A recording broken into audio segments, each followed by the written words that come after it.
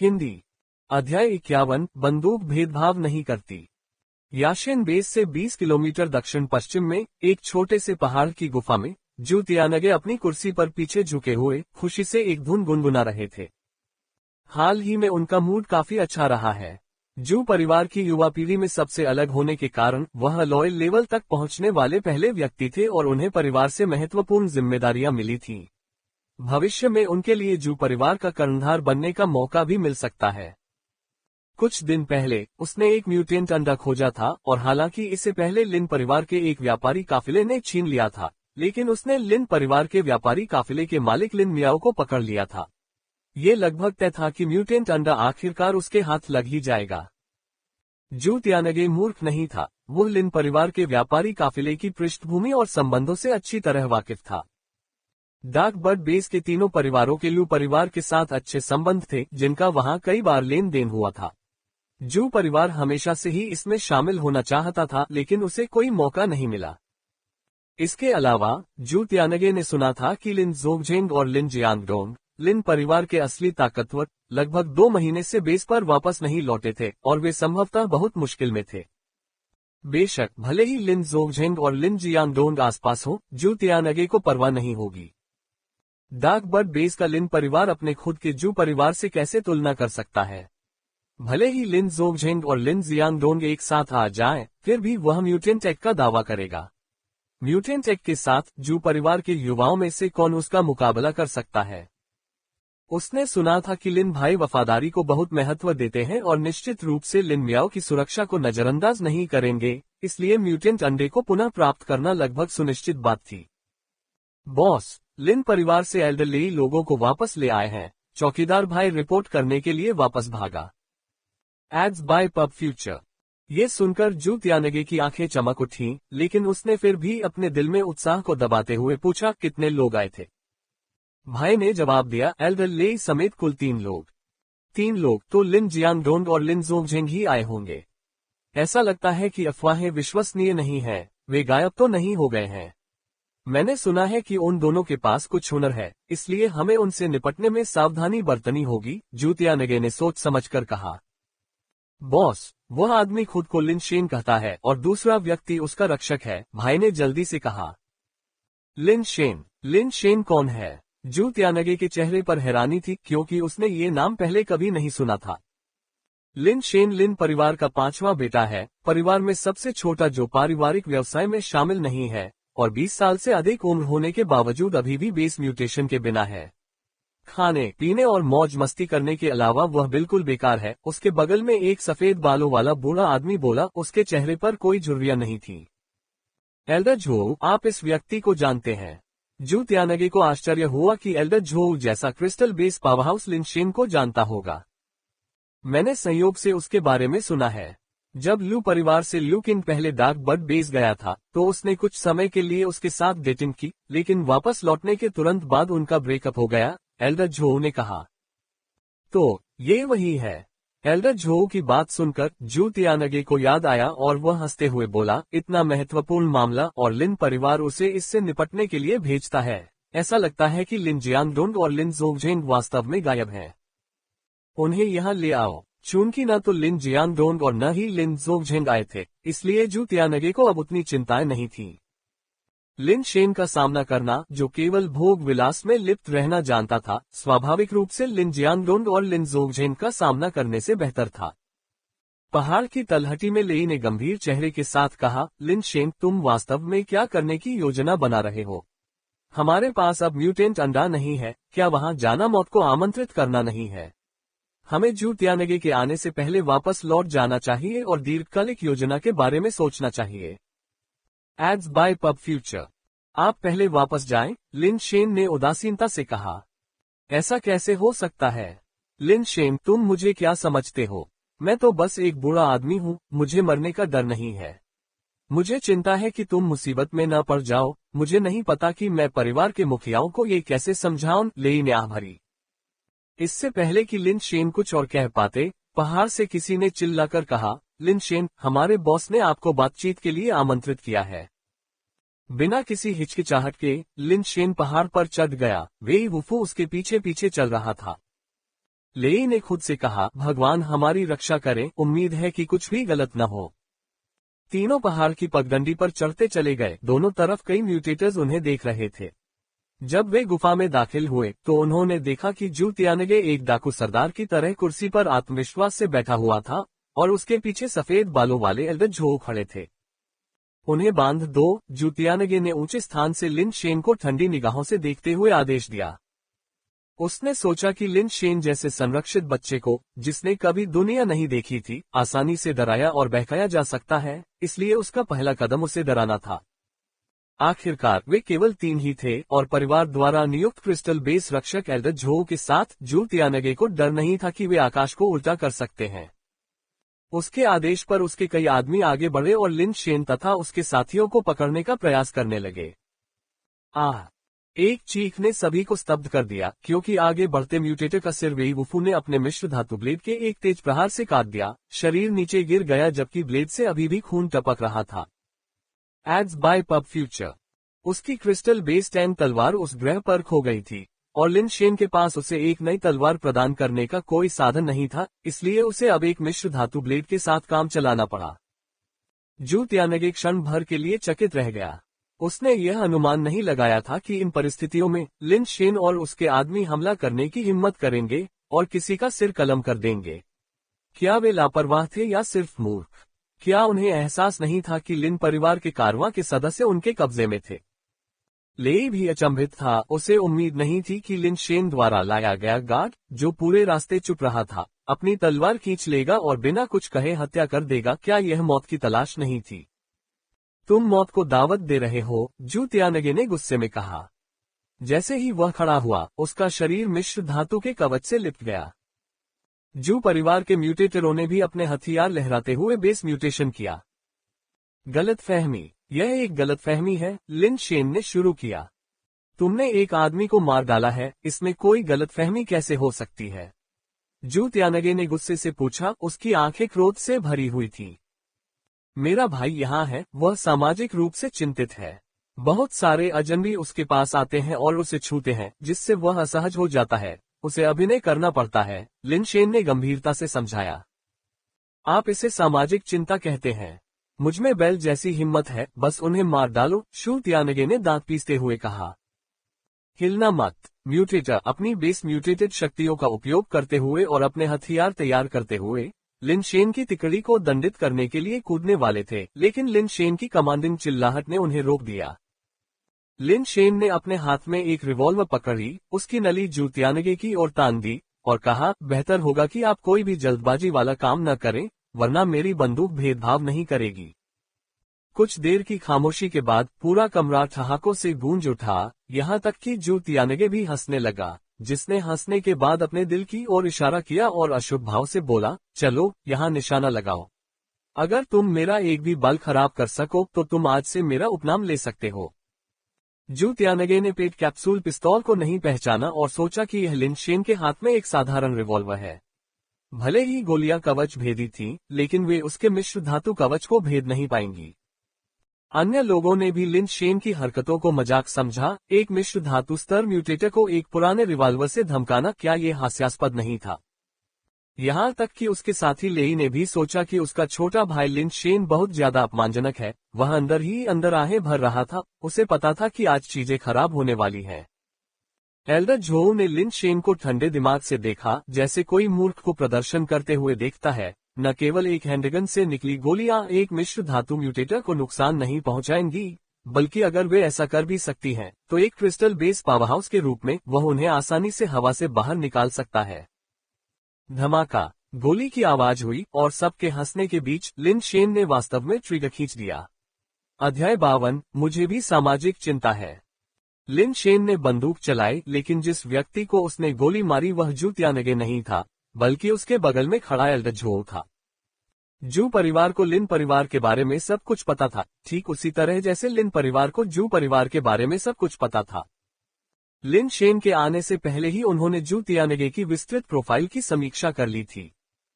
जू परिवार की युवा पीढ़ी की सबसे उत्कृष्ट प्रतिभा, 20 साल की उम्र भी नहीं और पहले से ही एक मिश्र धातु स्तर म्यूटेटर। जू परिवार द्वारा उपलब्ध कराए गए प्रचुर संसाधनों के अलावा वह एक बहुत मेहनती व्यक्ति भी थे, जिनमें जू परिवार की अगली पीढ़ी के नए नेता बनने की काफी संभावनाएं थीं। ऐसे परिवार की भविष्य की आशा के लिए जू परिवार निश्चित रूप से उसके चारों ओर शीर्ष स्तर के रक्षकों की व्यवस्था करेगा। तथ्य यह है कि एल्डर झो के पास सफेद बाल और युवा चेहरा जैसी विशिष्ट विशेषताएं थीं। वह हमेशा जू तियानगे के साथ खड़ा था। जब लिन शेन ने अपनी बंदूक निकाली तो सहज रूप से जू तियानगे की रक्षा की, और लिन शेन की सशस्त्र धमकी के प्रति उसका तिरस्कारपूर्ण रवैया था। यदि लिन शेन यह नहीं बता सकता था कि जू तियानगे की रक्षा करने वाला विशेषज्ञ कौन था, तो वह वास्तव में सुअर की तरह मूर्ख था। लिन शेन को गोली चलाते हुए और गोली चूकते हुए तथा बंदूक की नली को अपनी ओर मुड़ते हुए देखकर एल्डर झो की आंखों में उपहास गहरा गया। यदि यह म्यूटेटर का हमला होता तो वह सबसे पहले अपने आप को क्रिस्टल आधारित कारापेस से बचाने के लिए अपनी मूल उत्परिवर्तन शक्तियों का प्रयोग करता। लेकिन उसके लिए आग्नेयास्त्र कुछ भी नहीं बल्कि कबाड़ था। यह उससे एक महान क्रिस्टल आधारित संस्करण को कैसे नुकसान पहुंचा सकता था। एल्डर झो दिखावा करना चाहता था। वह अपने नंगे हाथों से हवा से गोली को निकालने की योजना बना रहा था, ताकि जू तियानगे को जू परिवार के इस वफादार सेवक की ताकत दिखा सके। लेकिन जैसे ही बंदूक चली, एल्डर झो को अपनी आंखों के सामने धुंधलापन महसूस हुआ और उन्हें प्रतिक्रिया करने का मौका नहीं मिला। फिर उनका दिमाग अचानक खाली हो गया। मैं कौन हूँ? मैं कहाँ हूँ? क्या हुआ? एल्डर झो के दिमाग में ये विचार कौंधने ही वाले थे कि वह पीछे की ओर गिर पड़े, बोर्ड की तरह अकड़कर। उसके माथे के बीच में एक खूनी छेद था जिसमें से लाल और सफेद पदार्थ निकल रहा था। एक क्षण के लिए गुफा में मौजूद सभी लोग भयभीत हो गए। जू तियानगे एक रोबोट की तरह हो गया। उसकी गर्दन एल्डर झो की दिशा में अकड़कर मुड़ गई। वह उसे अकड़कर गिरते हुए देख रहा था। लाल और सफेद पदार्थ आंशिक रूप से उसके चेहरे पर फैल गया था। एल्डर झो मर चुका है। बंदूक से मारा गया। ये कैसे संभव है? यह नकली होना चाहिए। मैं अभी भी सपना देख रहा हूँ। जू तियानगे वहीं स्तब्ध खड़ा था, मानो उसने अपना दिमाग खो दिया हो। गुफा में मौजूद अन्य म्यूटेटर्स की हंसी उनके चेहरों पर जम गई। अभी वे जितने खुश थे, अब उतना ही असहज महसूस कर रहे थे। लेई अंकल हैरान और खुश थे। उन्हें अपनी आंखों पर यकीन ही नहीं हो रहा था। एक गोली ने जू तियानगे के बगल में स्थित क्रिस्टल बेस पावर हाउस को गिरा दिया। उन्हें ये भी आश्चर्य हुआ कि क्या वह सपना देख रहे थे। तुमने अभी क्या कहा? तुमने मुझे निशाना लगाने और गोली चलाने के लिए कहाँ कहा था? लिन शेन ने फिर से जू तियानगे की ओर बंदूक तान दी। क्रिस्टल बेस के बारे में क्या? बेस म्यूटेशन शक्तियों के उपयोग के बिना क्रिस्टल आधारित प्राणी का मांस और रक्त शरीर अभी भी कुछ हद तक हीन था। बंदूक में लोड किए गए पालतू कैप्सूल में एक मिश्र धातु ग्रेड ब्लैक आर्मर्ड मधुमक्खी थी, जिसे शुरू में तियान शिन द्वारा डाला गया था, जो क्रिस्टल बेस के 44 से अधिक गति तक त्वरित थी। क्रिस्टल आधारित मानव की खोपड़ी को छेदना बिल्कुल भी चुनौतीपूर्ण नहीं था। यदि एल्डर झो इतना अहंकारी न होता, लिन शेन के हाथ में बंदूक को न देखता और क्रिस्टल आधारित कवच से खुद को बचाने के लिए अपनी बेस म्यूटेशन शक्ति का उपयोग न करता, तो लिन शेन के लिए उसे मारना इतना आसान नहीं होता। बेशक लिन शेन ने उसे मौका नहीं दिया। लिन शेन शुरू से ही जू तियानगे पर निशाना साध रहा था और गोली चलाने से ठीक एक सेकंड पहले उसने अपना लक्ष्य एल्डर झो पर बदल दिया। तब तक क्रिस्टल आधारित कारपेस के साथ खुद को बचाने के लिए बहुत देर हो चुकी थी। आखिरकार बेस म्यूटेशन शक्तियों का उपयोग करने में समय लगता है, और यह निश्चित रूप से एक गोली की गति से अधिक तेज नहीं हो सकता है। जू तियानगे ने बड़ी मुश्किल से अपना सिर घुमाया, एक जबरदस्ती मुस्कुराहट को संभाला और कहा, भाई, यह एक गलतफहमी है, पूरी तरह से एक गलतफहमी।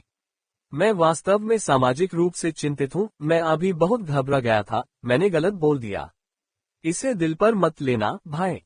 जू तियानगे सच में डर गया था। उसे बंदूकों और गोलियों का डर लग रहा था जो 200 साल पहले इंसानों के पास हुआ करता था। अपनी सुरक्षा के लिए एक मिश्र धातु कवच के साथ भी उसे अभी भी ऐसा लग रहा था जैसे उसने कुछ भी नहीं पहना है और उसे किसी भी तरह की सुरक्षा का एहसास नहीं है।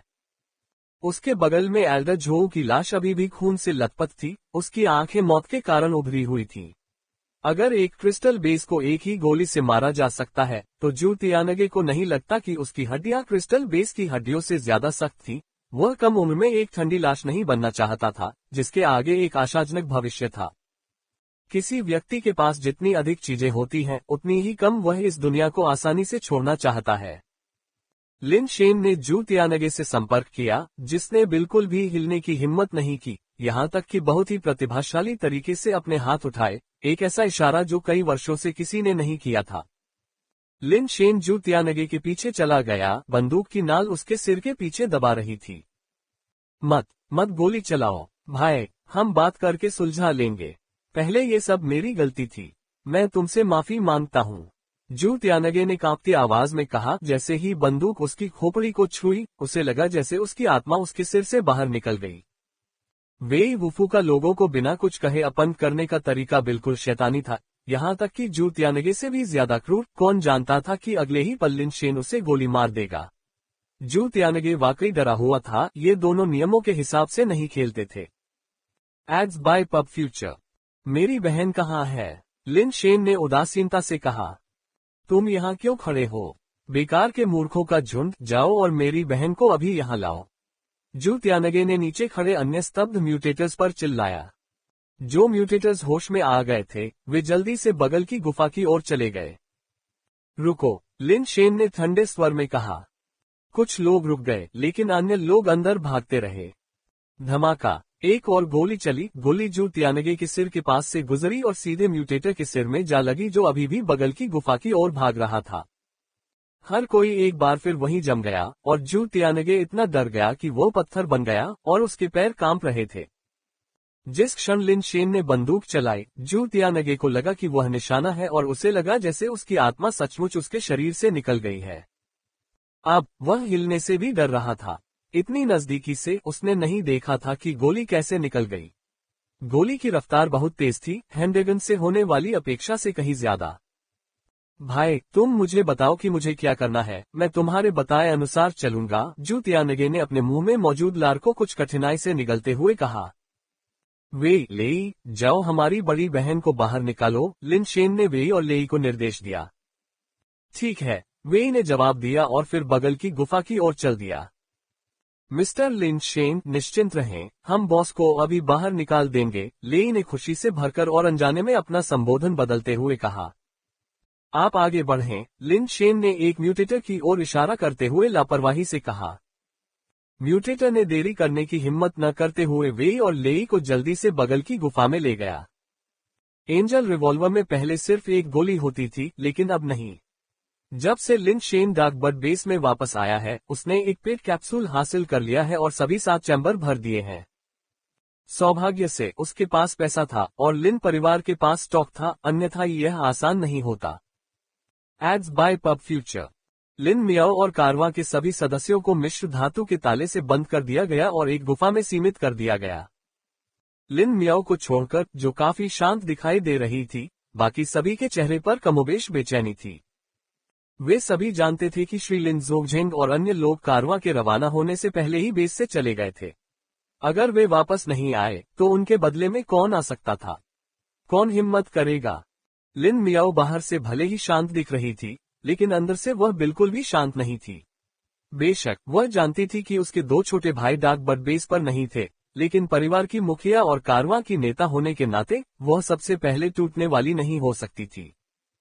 बॉस, क्या आपको लगता है कि मिस्टर लिन जोंगझेंग और अन्य लोग समय पर पहुंच जाएंगे? कारवां के युवा म्यूटेटर ने पूछा। पहले भी कई बार पूछने के बावजूद वह खुद को दोबारा पूछने से नहीं रोक पाया। वे करेंगे, लिन मियाओ ने बिना किसी हिचकिचाहट के शांति से उत्तर दिया। युवक को कुछ हद तक राहत महसूस हुई और वह दीवार के सहारे झुक गया, कुछ गहरी सांसें लेने लगा। उसकी भावनाएं काफी हद तक शांत हो गई थीं। अचानक गुफा को अवरुद्ध करने वाला पत्थर का दरवाजा खुल गया और 3 लोग अंदर चले गए। बॉस, आपने बहुत कष्ट सहा है, हम आपको बचाने के लिए यहाँ हैं। लेई ने लिन मियाओ को बंद करके जमीन पर बैठा देखा और तुरंत कृतज्ञता से आंसू बहाए और दौड़कर उनके पास पहुंचा। लिन मियाओ को पहले कभी इस तरह से कष्ट कब सहना पड़ा था। लेई को देखकर लोगों में आश्चर्य और खुशी दोनों की लहर दौड़ गई। लिन मियाओ का दिल खुशी से उछल पड़ा, फिर भी उसने शांति से पूछा, क्या मेरा तीसरा या चौथा भाई आया था? बॉस, यह उनमें से कोई नहीं है। मिस्टर लिन जोंगझेंग और दूसरे अभी तक बेस पर वापस नहीं आए हैं, लेई ने कहा, क्योंकि उसने गार्ड से चाबियां ली और लिन मियाओ पर मिश्र धातु की जंजीरों को खोलना शुरू कर दिया। वे नहीं, फिर हमारे बदले म्यूटेंट अंडा कौन लाया? लिन मियाओ ने थोड़ा आश्चर्य से पूछा। कोई म्यूटेंट अंडा नहीं था। जिस व्यक्ति को म्यूटेंट अंडा पहुंचाना था उसे रास्ते में परेशानी का सामना करना पड़ा होगा और वह कभी वापस बेस पर नहीं पहुंच पाया होगा, ली ने कहा। तो फिर जू परिवार लोगों को क्यों रिहा करेगा? लिन मियाओ ने लेई को हैरान होकर देखा। अगर न तो उसका तीसरा और न ही चौथा भाई उपलब्ध था और न ही एक्सचेंज करने के लिए कोई म्यूटेंट अंडा था, तो जू त्यानगे उन्हें क्यों जाने देगा?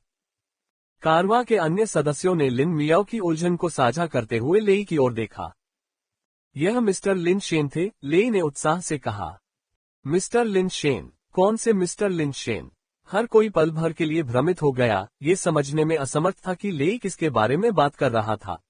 उनकी यादों में लिन शेन हमेशा लाड प्यार में पला बड़ा था, जो केवल खाने पीने और मौज मस्ती में ही लगा रहता था। मेरा पांचवा भाई आया, लिन मियाओ को सबसे पहले समझ में आया। वह लिन शेन के चरित्र को अच्छी तरह से जानती थी। जब घर पर कोई और जिम्मेदार नहीं था, तो लिन शेन का यहाँ आना कोई अजीब बात नहीं थी। उसे इस बात पर हैरानी थी कि बिना म्यूटेंट एक्ट के लिन शेन ने जू परिवार को उन्हें रिहा करने के लिए कैसे मना लिया, और लेई के व्यवहार और लिन शेन के प्रति उसके व्यवहार से ऐसा लग रहा था कि उसके छोटे भाई ने जरूर कुछ अविश्वसनीय किया होगा। मिस्टर लिन शेन, वह अद्भुत है, लेई ने कहना शुरू किया। उसके शब्द उगल रहे थे क्योंकि वह घटित हुई घटनाओं को बढ़ा चढ़ाकर बता रहा था। सभी लोग अविश्वास में सुन रहे थे, उन्हें समझ नहीं आ रहा था कि लेई ने गलत बोला या उन्होंने गलत सुन लिया। क्या एक हैंडेगन से क्रिस्टल बेस पावरहाउस की मौत हो सकती है? आपको हमें ये बताना चाहिए कि क्या हुआ था, न कि कोई पौराणिक कहानी सुनानी चाहिए। 53 एक शहर 1000 लोगों के लिए। याशेन बेस, जू फैमिली कोर्टयार्ड। तुम्हारा मतलब यह है कि उसने तुम्हारे चेहरे पर थप्पड़ मारा, हमारे जू परिवार के क्रिस्टल बेस को मार डाला और फिर तुम्हारे साथ याशेन बेस में बेधड़क चला गया। एल्डर मिस्टर जू ने अपनी आंखें सिकोड़ ली, जू तियानगे को घूरते हुए, जिसका चेहरा सुअर के सिर की तरह सूजा हुआ था, और धीरे से बोले। हाँ, जू तियानगे के चेहरे पर दर्द साफ झलक रहा था। हालांकि ये लिन शेन नहीं था जिसने ऐसा किया था, बल्कि जू तियानगे था जिसने लिन मियाओ से माफी मांगने का अनुरोध किया था और खुद को थप्पड़ मारा था। अगर ऐसा न होता तो जू तियानगे को डर होता कि लिन शेन उसे चुप कराने के लिए उसे मार देगा और उसे वापस नहीं आने देगा। लेकिन बड़े के सामने वह अभी भी अपनी इज्जत बचाना चाहता था और यह कहने में शर्मिंदा था कि उसने खुद को थप्पड़ मारा था।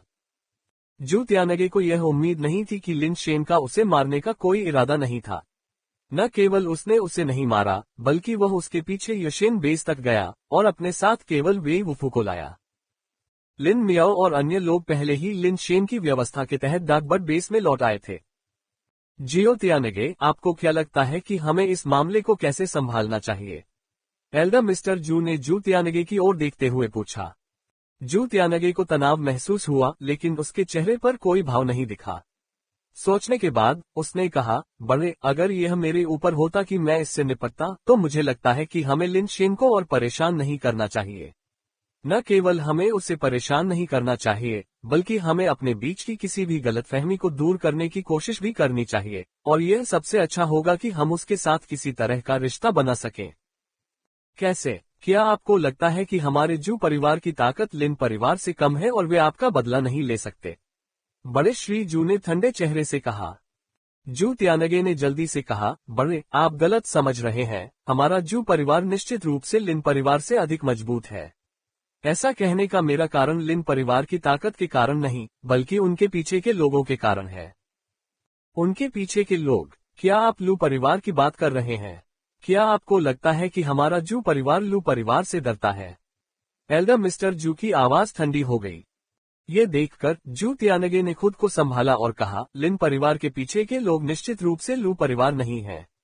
लिन शेन के पास जो बंदूक है, वह भी लू परिवार के पास नहीं हो सकती। Ads by PubFuture. आगे बढ़ो, एल्डर मिस्टर जू ने कहा, उनकी नजर दमनकारी ढंग से जू तियानगे पर टिकी हुई थी।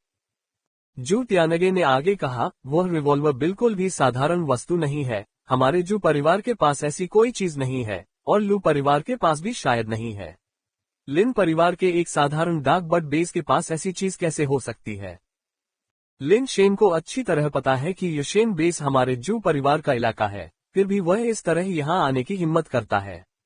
मुझे नहीं लगता कि वह मूर्ख है, इसलिए उसे कोई निर्भरता होगी जिसके बारे में हम नहीं जानते। इसके अलावा, चूंकि लू परिवार का लिन परिवार के साथ अच्छा रिश्ता है, इसलिए मैंने बेस पर हमला करने के बजाय उनके काफिले पर बाहर घात लगाने का फैसला किया। यह इस मामले पर लू परिवार के साथ संघर्ष से बचने के लिए था। अब जब लिन शेन बेस में घुस गया है, अगर हम उस पर हमला करने की कोशिश करते हैं तो डार्कबर्ड बेस पर अपने व्यवसाय की खातिर लू परिवार चुप नहीं बैठेगा। अब लू परिवार के साथ संघर्ष शुरू करना हमारे जू परिवार के हितों के अनुरूप नहीं होगा। मेरे बच्चे, तुम वाकई बड़े हो गए हो, एल्डर मिस्टर जू ने सुनने के बाद कहा। उनके चेहरे पर झूठी ठंडक गायब हो गई, राहत की झलक दिखी। तुम व्यक्तिगत सम्मान को अलग रख सकते हो और नफरत से अंधे नहीं हो सकते, यह अच्छी बात है। प्रासंगिक खुफिया जानकारी के बिना भी तुम सही निर्णय ले सकते हो, और यह और भी बेहतर है। हमारे जू परिवार को एक उत्तराधिकारी मिल गया है। एल्डर, क्या आप ये कह रहे हैं कि आपको उस बंदूक की उत्पत्ति का पता है? शू त्यानगे ने फिर से अपनी स्पष्टता और बुद्धिमत्ता दिखाई। वह एल्डर मिस्टर जू की प्रशंसा के कुछ शब्दों से प्रभावित नहीं हुआ, बल्कि इसके बजाय अंतर्निहित बिंदु को समझ गया। एल्डर मिस्टर जू ने उनकी ओर और अधिक स्वीकृति भरी आंखों से देखा। वास्तव में मैंने पहले भी ऐसी बंदूक देखी है। सटीक रूप से कहें तो ये बंदूक नहीं, बल्कि एक पेट कैप्सूल लॉन्चर है। ऐसी चीज इंसान के हाथों से नहीं बनाई जा सकती। मुझसे मत पूछो कि यह कहां से आती है, मुझे भी नहीं पता। ये तथ्य कि लिन परिवार के पास ऐसी चीज हो सकती है, निस्संदेह ये दर्शाता है कि उनके पीछे लोग हैं और आपने इसका सही अनुमान लगाया है। कुछ देर रुकने के बाद एल्डर मिस्टर जू ने आगे कहा, आपने क्या कहा था कि लिन शेन के पीछे खड़े अजीब सी भाषा बोलने वाले व्यक्ति का नाम क्या था? वेई वुफो। जू त्यानगे ने तुरंत जवाब दिया। वेई वुफो के बारे में उनकी धारणा काफी गहरी थी। उसका उपनाम वेई है, इसलिए इसमें कोई गलती नहीं लगती। 1000 लोगों का शहर, हर 100 साल में एक वेई।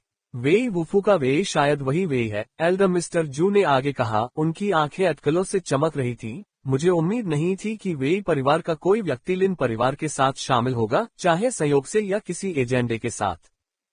बड़े श्री जू, आप कह रहे हैं कि वेई वुफो तियानचिन के वेई परिवार से है? ये सुनकर जू त्यानगे का चेहरा थोड़ा बदल गया और चिंता की झलक दिखी। तियानचेन का वेई परिवार भले ही हजारों मील दूर था, फिर भी उसकी प्रतिष्ठा बहुत शानदार थी, इतनी जोरदार कि लगभग बहरा कर देने वाली थी। तियानचेन के आसपास बेस म्यूटेशन जोन बहुत अधिक थे और बेस म्यूटेशन की शुरुआत से ही उन्हें बेस वेरिएंट प्राणियों के हमलों की एक के बाद एक लहर का सामना करना पड़ा था।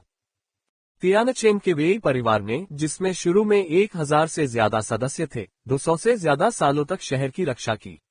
शहर के पतन को रोकने के लिए वेई उपनाम के अनगिनत सदस्यों की जान चली गई और आज भी तियानचिन पर वेई का शासन है। एक शहर के लिए 1000 लोग, हर शताब्दी में एक वेई, यह मानवता की सबसे अटूट अग्रिम पंक्ति थी। Ads by PubFuture. यह कोई साधारण पालतू कैप्सूल लॉन्चर नहीं है, इसे केवल वेई परिवार जैसी जगह ही पा सकती है। एल्डर मिस्टर जू ने सोचा और कहा, वेई परिवार आखिरकार वेई परिवार ही है, वे अनुचित नहीं है। भले ही उनके पास अपनी योजनाएं हो, लेकिन वे हमें किसी मृत अंत तक नहीं धकेलेंगे। जैसा आपने कहा वैसा ही करें। लिन परिवार के साथ संबंधों को सुधारने की पूरी कोशिश करें। लिन शेन ने वास्तव में आपको नुकसान नहीं पहुंचाया, जो पहले से ही बहुत कुछ कहता है। आप इसके साथ आगे बढ़ सकते हैं, अत्यधिक सतर्क होने की आवश्यकता नहीं है। मैं तियानचेन में पूछताछ करने के लिए किसी को भेजूंगा और पुष्टि करूंगा कि वेई वुफो वास्तव में वेई परिवार का है या नहीं। बड़े श्री जू, निश्चिंत रहें, मैं इस मामले को सावधानी से संभालूंगा, जू त्यानगे ने गंभीरता से कहा। इस समय लिन शेन और वेई वुफो योशेन बेस के बाजार में टहल रहे थे। लिन शेन अपनी किस्मत आजमाना चाहता था कि क्या उसे योशेन बेस पर अग्नि बीज के साथ बेस म्यूटेशन अंडा मिल सकता है। याशेन बेस का बाजार डार्क बर्ड बेस से बहुत बड़ा था।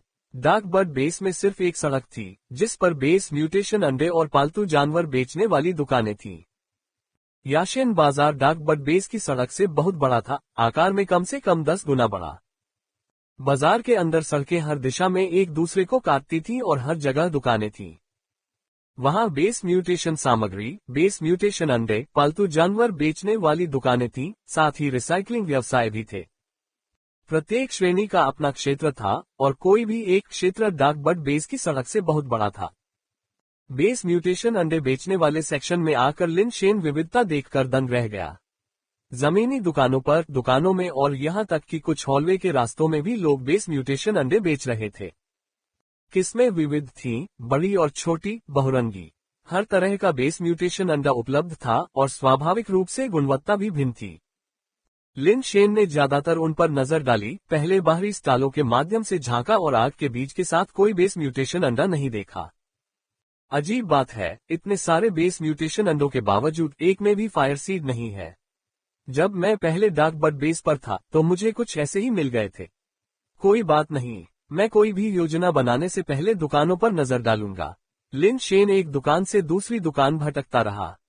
कई दुकानों पर जाने के बाद भी जब उन्हें कोई अग्नि बीज नहीं मिला तो लिन शेन एक विशेष रूप से प्रभावशाली दिखने वाली दुकान के सामने झिझक गया और तुरंत अंदर नहीं गया। दुकान के साइन बोर्ड पर विद यू लिखा था, जो ल्यू फैमिली की दुकानों में से एक थी। अतीत में लू किंग ने ल्यू फैमिली के लोगों का अनुसरण करते हुए डार्क बर्ड बेस पर विद यू की एक शाखा खोली थी। चूंकि लिन शेन इस बात को लेकर झिझक रहा था कि अंदर जाए या नहीं, उसने बस अंदर की ओर देखा और दुकान के प्रवेश द्वार के ठीक सामने अलमारियों पर बेस म्यूटेशन अंडे की कई पंक्तियां देखी, जिनमें से एक मोटी मोज़ेक से ढकी हुई थी। अरे मिस्टर तियान, क्या तुम जानबूझकर मेरे साथ खिलवाड़ कर रहे हो? वे कहीं और नहीं बल्कि यहीं मिल रहे हैं। क्या यह इतना नाटकीय होना चाहिए? लिन शेन को अवाक था, लेकिन बिना किसी हिचकिचाहट के वह सीधे अंदर चला गया। कौन परवाह करता है कि पूर्व पति पत्नी है या नहीं? ये सिर्फ पूर्व पति पत्नी के परिवार द्वारा संचालित एक दुकान नहीं है, भले ही बेस म्यूटेशन अंडा पूर्व पति पत्नी ने ही क्यों न दिया हो। जब तक वे बेचने को तैयार हैं, वह खरीदने की हिम्मत करेगा। चेहरा ज्यादा मूल्यवान नहीं है, अग्नि बीज ही सबसे महत्वपूर्ण है। सैन्य सलाहकार। लिन शेन ने ट्रैक सूट पहने एक लड़की को काउंटर के अंदर एक क्लर्क से बात करते देखा। संभवतः वह बेस म्यूटेशन अंडे खरीदने वाला ग्राहक था। पीछे से, हालांकि उसने ढीले ढाले स्पोर्ट्सवियर पहने थे जो उसके शरीर और शरीर के आकार को छिपा रहे थे, लेकिन उसकी टांगें निश्चित रूप से लंबी थीं और उसके काले घने बाल जो एक पोनीटेल में बंधे थे उसे बहुत स्वस्थ दिखा रहे थे। कुल मिलाकर लड़की की आभा ऐसी थी मानो वह उस प्रकार की महिला हो जिसका मासिक धर्म समय पर और प्रचुर मात्रा में आता हो। वह बच्चे पैदा करने के लिए बहुत उपयुक्त लगती है। लिन शेन ने अपनी नजरें हटा ली, क्योंकि अभी वह फायर सीड्स खरीदने के लिए यहाँ आया था और बच्चे पैदा करने के लिए एक महिला को खोजने का मामला स्थगित किया जा सकता था। लिन शेन वेई वुफू के साथ काउंटर पर गए और उसके पीछे अलमारियों पर रखे बेस म्यूटेशन अंडे की ओर इशारा करते हुए पूछा, ये कैसे बेचे जाते हैं? इससे पहले कि क्लर्क जवाब दे पाता, लिन शेन ने अचानक एक परिचित आवाज सुनी जो आश्चर्य से कह रही थी, लिन शेन, तुम यहाँ क्या कर रहे हो? लिन शेन ने अपना सिर घुमाकर उस लड़की की ओर देखा जिसने बात की थी, और उसे स्पष्ट रूप से देखने के बाद उसने भौहें सिकोड़ते हुए कहा, ये यूजेन, तुम यहाँ क्या कर रही हो? लिन शेन न केवल इस लड़की को जानता था, बल्कि वह संभवतः उसे अपने जीवनकाल में कभी नहीं भूल पाएगा। लव स्ट्रैटेजिस्ट ये यूजेन, जैसा कि वह खुद को बुलाती थी, लू किंग की सौतेली बहन और सबसे अच्छी दोस्त थी। हालांकि लिन शेन ने सोचा कि लव वॉरहाउंड शीर्षक उसके लिए अधिक उपयुक्त था। लिन शेन और लू किंग के ब्रेकअप में ये यूजेन का अहम योगदान था। ये यूजेन के अथक प्रयासों के बिना लिन शेन और लू किंग इतनी जल्दी अलग नहीं होते। मैंने सुना है कि बड़ी बहन का एक्सीडेंट हो गया है, तुम बहन की खातिर यूजेन बेस पर हो, है ना? ये यूजेन ने कहा, यह मेरा पारिवारिक मामला है, आपको चिंता करने की कोई आवश्यकता नहीं है, लिन शेन ने ठंडे स्वर में उत्तर दिया। फिर क्लर्क की ओर मुड़कर पूछा, वे बेस म्यूटेशन अंडे कैसे बेचे जाते हैं? क्लर्क ने मुस्कुराते हुए कहा, शेल्फ पर बेस म्यूटेशन अंडे पहली और दूसरी पंक्तियों से स्टील अंडे 1000 से शुरू होते हैं, तीसरी और चौथी पंक्तियों से मिश्र धातु अंडे 30,000 से शुरू होते हैं। प्रत्येक अंडे की कीमत अलग अलग है। आप जो भी पसंद करते हैं, कीमत स्पष्ट रूप से अंकित है, युवा और बूढ़े सभी के लिए उचित है। चूंकि आप मिस ये की दोस्त हैं, इसलिए हम आपको 30% की छूट दे सकते हैं। क्या मैं किसी ऐसे व्यक्ति की तरह दिखता हूं जिसे छूट की आवश्यकता है? लिन शेन ने एक स्टील एग की ओर इशारा किया और कहा, मैं इसे ले लूंगा, इसे मेरे लिए लपेट दूंगा, कुल कितना होगा? ठीक है सर, स्टील लेवल पर स्पाइरल स्नेल एग की कीमत 999 है, आज का विशेष ऑफर, क्लर्क ने मुस्कुराते हुए कहा। यह 1000 है। लिन शेन ने शान से काउंटर पर 1000 युआन का नोट रखा, फिर कहा, बदले के पैसे मत भूलना। पब फ्यूचर द्वारा विज्ञापन। लिन शेन लू परिवार या ये यूजेन को उसका फायदा उठाने नहीं देगा, लेकिन वह निश्चित रूप से उन्हें एक पैसे का भी फायदा नहीं उठाने देगा। क्लर्क ने जल्दी से लिन शेन द्वारा मांगे गए सर्पिल स्नेल अंडे को लपेटा और 1 युआन के बदले में उसे सौंप दिया। लिन शेन ने अपनी खरीदी हुई चीज पकड़ी और जाने के लिए मुड़ा। उसके पास ये यूजेन से कहने के लिए कुछ भी नहीं था, यहाँ तक कि अभिवादन की भी जरूरत नहीं थी। लिन शेन, बड़ी बहन का मामला काफी परेशानी भरा है। अगर आप लू किंग से मदद मांगने आए हैं तो मैं आपके लिए उनसे संपर्क कर सकता हूँ, ये यूजेन ने कहा। कोई जरूरत नहीं है। लिन शेन बेकार की बकबक में शामिल नहीं होना चाहता था और सीधे विद यू शॉप से निकल गया। ये यूजेन ने लिन शेन की पीछे हटती हुई आकृति को देखा। उसकी निगाहें कुछ जटिल थीं। लिन शेन की आकृति पूरी तरह से गायब हो जाने के बाद ही ये यूजेन ने अपनी नजर हटाई और थोड़ी देर सोचने के बाद वह भी दुकान से बाहर चली गई। याशेन बेस पर आना वास्तव में सही निर्णय था। लिन शेन अग्नि बीज के साथ एम्बेडेड बेस म्यूटेशन अंडे को प्राप्त करने के बाद बहुत अच्छे मूड में था। पुरस्कार प्राप्त करने के बाद लिन शेन ने इसका पूरा लाभ उठाने का फैसला किया और एक ही बार में सभी दुकानों का दौरा किया। अगर उसे कुछ और अग्नि बीज मिल गए तो यात्रा वास्तव में सार्थक होगी। दुर्भाग्य से हर दुकान पर जाने के बाद लिन शेन को अग्नि बीज के साथ कोई और बेस म्यूटेशन अंडे नहीं मिले, जिससे वह कुछ हद तक निराश हो गया। इस जगह पर डार्क बर्ड बेस की तुलना में बहुत अधिक बेस म्यूटेशन अंडे हैं, तो केवल एक फायर सीड क्यों है? लिन शेन फायर सीड्स की उपस्थिति के पीछे के पैटर्न को समझ नहीं सका। हालांकि एक अग्नि बीज प्राप्त करना पहले से ही अच्छा था और अब लिन शेन बेस म्यूटेशन अंडे के साथ सोने के लिए जगह खोजने और ये देखने के लिए इंतजार नहीं कर सकता था कि उसे किस तरह की अग्नि बीज शक्तियां प्राप्त होंगी। वेई वुफू ने कहा, कोई हमारा पीछा कर रहा है। उन्हें पीछे आने दो, लिन शेन ने उदासीनता से उत्तर दिया। वह जानता था कि जू परिवार निश्चित रूप से उन पर नजर रख रहा था, लेकिन वह इस मुद्दे को पूरी तरह से हल करने के लिए यहाँ था, क्योंकि अगर जू परिवार बदला लेने के लिए डार्क बर्ड बेस चला गया तो वह अभी पूरे लिन परिवार की रक्षा नहीं कर सकता था। किसी और के घर में लड़ाई करना हमेशा बेहतर होता है, यही कारण था कि लिन शेन आया था। बेशक लिन शेन स्वभाव से शांतिवादी थे, अगर संभव हो तो हिंसा का सहारा न लेना ही सबसे अच्छा था। ये सब जू परिवार के नेता की पसंद पर निर्भर करता था। पब फ्यूचर द्वारा विज्ञापन। लिन शेन को आश्चर्य हुआ कि जू परिवार वास्तव में अपना धैर्य बनाए रख सकता था। वह अब 3 या 4 घंटे से याशेन बेस पर था, फिर भी जू परिवार ने उससे संपर्क नहीं किया था। चूंकि वे मेरे पास नहीं आ रहे हैं, इसलिए मैं अपना खुद का व्यवसाय जारी रखूंगा, लिन शेन ने बाजार से बाहर निकलने के बाद कहा। इसके बाद वह एक विवाह एजेंसी में चला गया। याशेन बेस पर एक पूरे चक्कर के बाद लिन शेन ने देखा कि वहां काफी युवा और खूबसूरत महिलाएं थीं, निश्चित रूप से डार्क बर्ड बेस की तुलना में बहुत अधिक। डार्क बर्ड बेस सिर्फ एक छोटी सी जगह थी जो पुराने घरों से भरी हुई थी, जो सभी एक दूसरे की पृष्ठभूमि को अच्छी तरह से जानते थे। वहां लिन शेन जैसा कोई व्यक्ति ढूंढना आसान नहीं था, इसलिए उसने सोचा कि याशेन बेस को देखना आसान होगा। आखिरकार वह एक मध्यम दर्जे के अमीर परिवार से था और वह दिखने में भी बुरा नहीं था। उसके मानदंडों पर खरा उतरने वाला कोई व्यक्ति ढूंढना बहुत मुश्किल नहीं होना चाहिए। स्वयं ऐसा करने के लिए समय न होने के कारण लिन शेन ने सबसे अधिक समय बचाने वाली रणनीति अपनाई। उन्होंने एक विवाह एजेंसी में सुपर वीआईपी के लिए नामांकन कराया। एजेंसी की मोटी मालकिन इतनी मुस्कुरा रही थी कि उसका मुंह बंद ही नहीं हो रहा था। वह उसे चाय देने के लिए लड़खड़ा रही थी और उसके कंधे की मालिश करना चाहती थी। लिन शेन ने चाय पीते हुए कहा, मेरी आवश्यकताएं सरल हैं, एक अच्छी पारिवारिक पृष्ठभूमि, अच्छा दिखना और बच्चों को अच्छी तरह से पालने में सक्षम होना। चिंता मत करो, मैं तुम्हारे लिए इसका प्रबंध कर दूंगी। ये मेरे पास सबसे बेहतरीन उम्मीदवार हैं, तुम संतुष्ट हो जाओगे, मोटी मालकिन ने कहा और वह प्रोफाइल और तस्वीरों का ढेर लेकर वापस आ गई। सुंदर, इस पर एक नजर डालो, मिश्र धातु वाल्किरी। उसके पास पारिवारिक स्थिति है, ताकत है, उससे शादी करो और तुम्हें पैसे गिनने के अलावा कुछ नहीं करना पड़ेगा। मोटी मालकिन ने अपनी ही बातों पर हंसते हुए कहा। थोड़ा छोटा है, लिन शेन ने तस्वीर को देखते हुए टिप्पणी की। तो फिर यह कैसा रहेगा?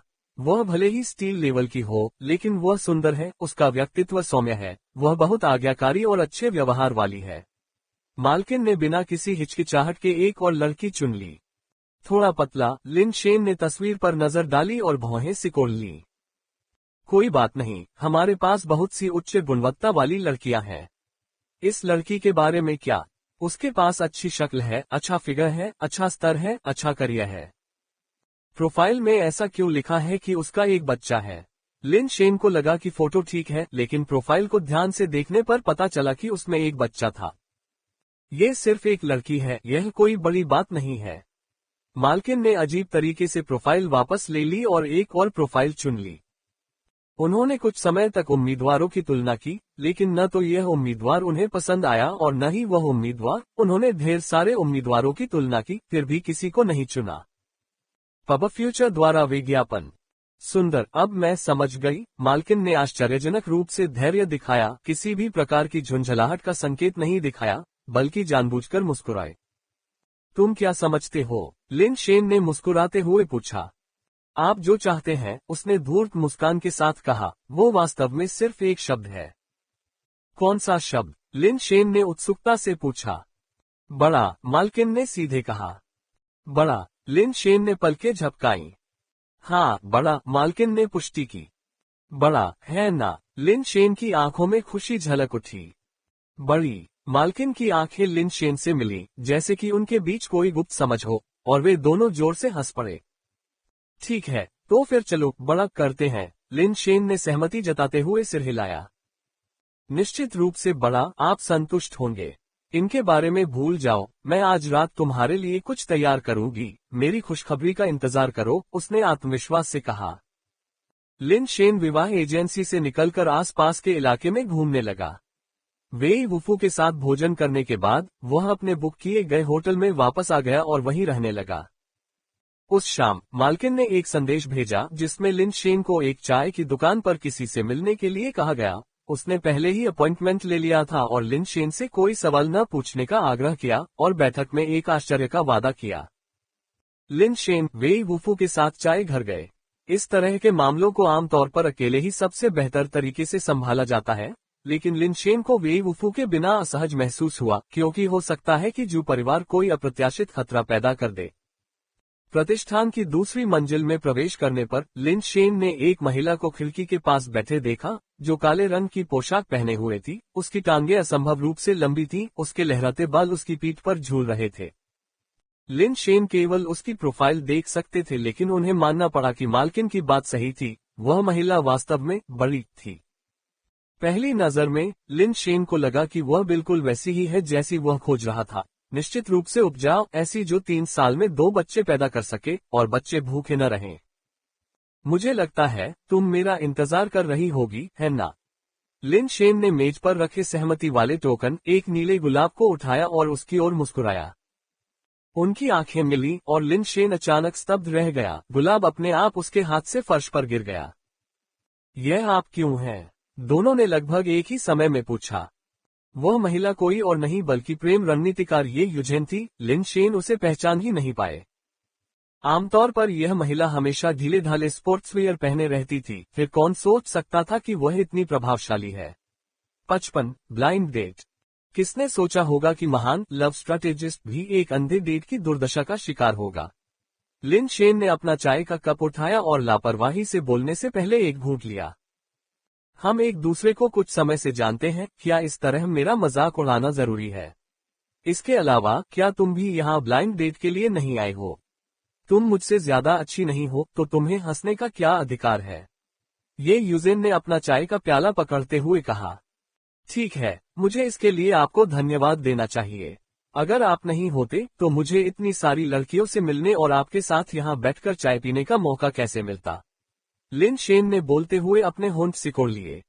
ये यूजेन को पता था कि गलती उसकी ही थी, इसलिए उसने कोई जवाब नहीं दिया और सोचने के बाद कहा, मुझे पता है कि तुम अपनी बहन की समस्या के कारण यहाँ आए हो।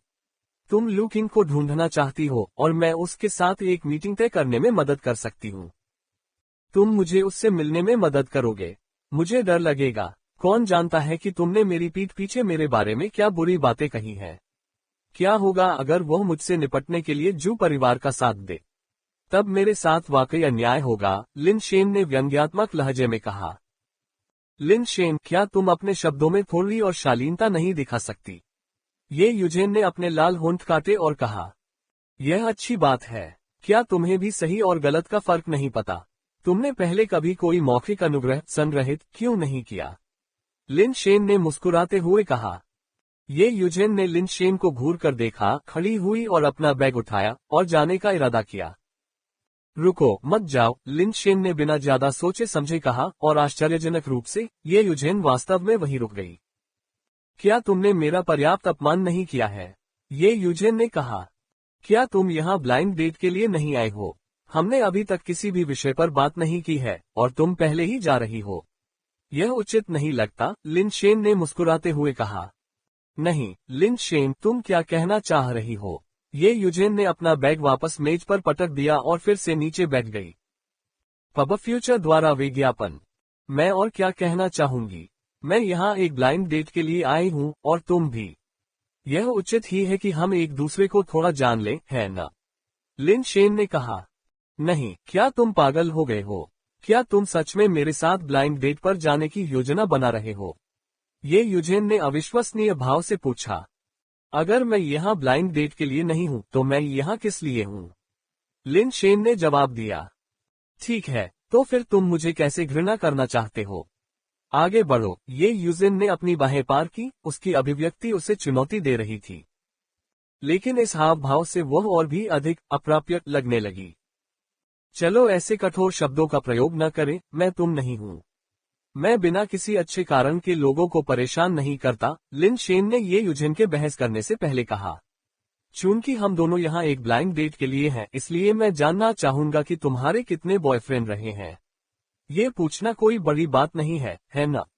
ये बहुत ज्यादा नहीं है, लेकिन मैं आपको बताना नहीं चाहता, ये यूजेन ने मुंह बनाते हुए कहा। तो तुम मेरे बारे में क्या सोचते हो? लिन शेन ने आगे कहा। क्या तुम सच में मेरे साथ ब्लाइंड डेट पर नहीं जाना चाहती? क्या तुम मेरे साथ खिलवाड़ कर रही हो? ये यूजेन ने लिन शेन को संदेह से देखा, उसकी आंखों में खुशी छिपी थी। कितनी बार कहूंगी मैं? ठीक है, मैं आखिरी बार कहूंगी, मैं यहाँ एक ब्लाइंड डेट के लिए आई हूँ, तुम मेरी अरेंज डेट हो और मैं बस एक प्रॉपर ब्लाइंड डेट चाहती हूँ। क्या यह इतना गलत है? लिन शेन ने गंभीरता से कहा। ये यूजेन को इस तरह से घबराते हुए देखकर लिन शेन को अविश्वसनीय संतुष्टि महसूस हुई। यह इसी ये यूजेन की वजह से था कि उसके और ल्यूकिन के बीच बहस और गुस्से की कोई कमी नहीं थी। जब वह दुखी होती थी तो लिन शेन काफी खुश महसूस करता था। दूसरी ओर, यदि ये यूजेन के साथ चीजें वास्तव में ठीक हो गईं, तो शायद यह इतना बुरा नहीं होगा। पब फ्यूचर द्वारा विज्ञापन। ईमानदारी से कहूं तो लिन शेन को लगा कि अगर उसे वास्तव में एक अच्छी लड़की मिल गई तो वह उसे नुकसान पहुंचाएगा। विवाह करने की उनकी इच्छा का अंतिम लक्ष्य लिन परिवार की वंशावली को आगे बढ़ाना था। कोई यह कह सकता है कि उससे शादी करने वाली लड़की महज एक साधन है। इसके अलावा लिन शेन ने पहले ही विकास के रास्ते पर चलने का फैसला कर लिया था जो उसे कहीं नहीं ले जा सकता था। उसे नहीं पता कि वह कब और कहां मर सकता है। हो सकता है कि अगली बार जब वह उस ग्रह पर जाए तो वह वापस न आए। लिन शेन को तो ये भी लगता था कि अगर कोई अच्छी लड़की उससे शादी कर ले तो वह सचमुच बर्बाद हो जाएगी, और यहाँ तक कि उसे भी लगता था कि वह किसी काम का नहीं है। लेकिन वह कुछ नहीं कर सकता था, उसके कई भाई लापता थे और जाने से पहले उसे लिन परिवार के लिए कुछ वंश छोड़ना था। जहाँ तक ये यूजेन की बात है, लिन शेन को उसके प्रति कोई अपराध बोध नहीं था। वह ये यूजेन से इतनी नफरत करता था कि वह नफरत से खुजलाने लगा था। ये सोचकर कि जब ये यूजेन ने उससे शादी कर ली थी और उनके 2 बच्चे भी थे, तो अगर उसकी मृत्यु हो जाती और ये यूजेन को 2 बच्चों को पालने के लिए अकेला छोड़ दिया जाता, तो वह इस दुखद संभावना से थोड़ा उत्साहित हुए बिना नहीं रह सका। ये सही नहीं है, मुझे क्यों मरना चाहिए? लिन शेन को अचानक एहसास हुआ, क्या वह खुद को कोस नहीं रहा था? उसने अपने दिल में खुद को कई बार कोसा, तस्क तस्क तस्क, मैं मर नहीं सकता। मैं उसे तब तक जन्म देने दूंगा जब तक वह थक न जाए। इसके अलावा जब फिगर और लुक की बात आती है तो ये यूजेन वास्तव में बिल्कुल भी बुरी नहीं है। मैंने पहले कभी यह कैसे नहीं देखा कि ये यूजेन इतनी शक्तिशाली थी। क्या ऐसा हो सकता है कि उसने कुछ काम करवाया हो? लिन शेन ने यही सोचा, हालांकि वह जानता था कि ये यूजेन ने संभवतः कोई काम नहीं करवाया होगा। अगर किसी के शरीर में फिलस थे तो म्यूटेटर बनना लगभग असंभव था। शरीर में मौजूद विदेशी पदार्थ बेस म्यूटेशन के दौरान गंभीर समस्याएं पैदा कर सकते थे, जिससे संभवतः म्यूटेशन विफल हो सकता था या यहां तक कि मौत भी हो सकती थी। इसलिए आजकल शायद ही कोई प्लास्टिक सर्जरी करवाता हो। लिन शेन को याद आया कि ये यूजेन कुछ समय के लिए म्यूटेटर थी, इसलिए उसके लिए काम करवाना असंभव था। कोई रास्ता नहीं, तुम सचमुच मुझ पर फिदा नहीं हो सकती। ये यूजेन ने लिन शेन को आश्चर्य से घूरते हुए कहा, लेकिन किसी कारण से उसकी आंखों में खुशी का एक संकेत था जिसे पहचानना मुश्किल था। मैं तुमसे प्यार करता हूँ। बस इतना बताओ कि तुम सहमत हो या नहीं, लिन शेन ने कहा। पब फ्यूचर द्वारा विज्ञापन। भाई, मुझे चिढ़ाना बंद करो, ठीक है? हमारा रिश्ता क्या है? तुम मुझसे बदला लेने की योजना तो नहीं बना रहे होगे, है ना?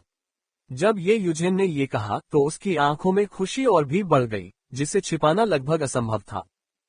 हमारा रिश्ता क्या है? तुमने मेरी एक गर्लफ्रेंड को डराकर भगा दिया। ये सही है कि तुम मुझे एक गर्लफ्रेंड देकर उसका बदला चुकाओ, है ना? लिन शेन ने मुस्कुराते हुए कहा। ये यूजेन ने लिन शेन को एक जटिल अभिव्यक्ति के साथ देखा। इस समय उसके पास शब्द नहीं थे। अचानक नीचे से शोरगुल की आवाज आए और जल्द ही कोई व्यक्ति दूसरी मंजिल पर चढ़ गया और सीधे उनकी ओर बढ़ने लगा। वे दोनों अनायास ही मुड़कर देखने लगे और पाया कि जो व्यक्ति आया था वह जू तियानगे था। ये यूजेन ने थोड़ा भौहें सिकुड़ी, लिन शेन की ओर मुड़े और कहा, मैं तुम्हारे लिए उसे रोक दूंगा। इससे हमारा पिछला मामला सुलझ जाएगा। जैसे ही वह बोल रही थी और आगे बढ़ते हुए शू तियानगे का अभिवादन करने के लिए खड़ी होने वाली थी, उसने अचानक महसूस किया कि उसका हाथ पकड़ा जा रहा है। उसने मुड़कर देखा तो लिन शेन का बड़ा हाथ उसके हाथ पर था और उसके गाल तुरंत लाल हो गए। चाय पी लो, मेरे मामले मैं उन्हें खुद सुलझा लूंगा। लिन शेन ने अपना हाथ वापस खींच लिया और बोलते हुए चाय बनाना जारी रखा। ये यूजेन ने सीधे चलते हुए शू तियानगे को देखा, फिर नहीं उठी और मन ही मन सोचा, चलो पहले देखते हैं कि शू तियानगे क्या करना चाहता है, फिर उसकी मदद करने में बहुत देर नहीं हुई है। किसी भी हालत में मैं उससे कुछ नहीं होने दे सकती। ये यूजेन को यकीन नहीं था कि लिन शेन वाकई जू तियानगे को संभाल सकता है। वह इस बारे में बहुत स्पष्ट थी कि लिन शेन किस तरह का व्यक्ति था।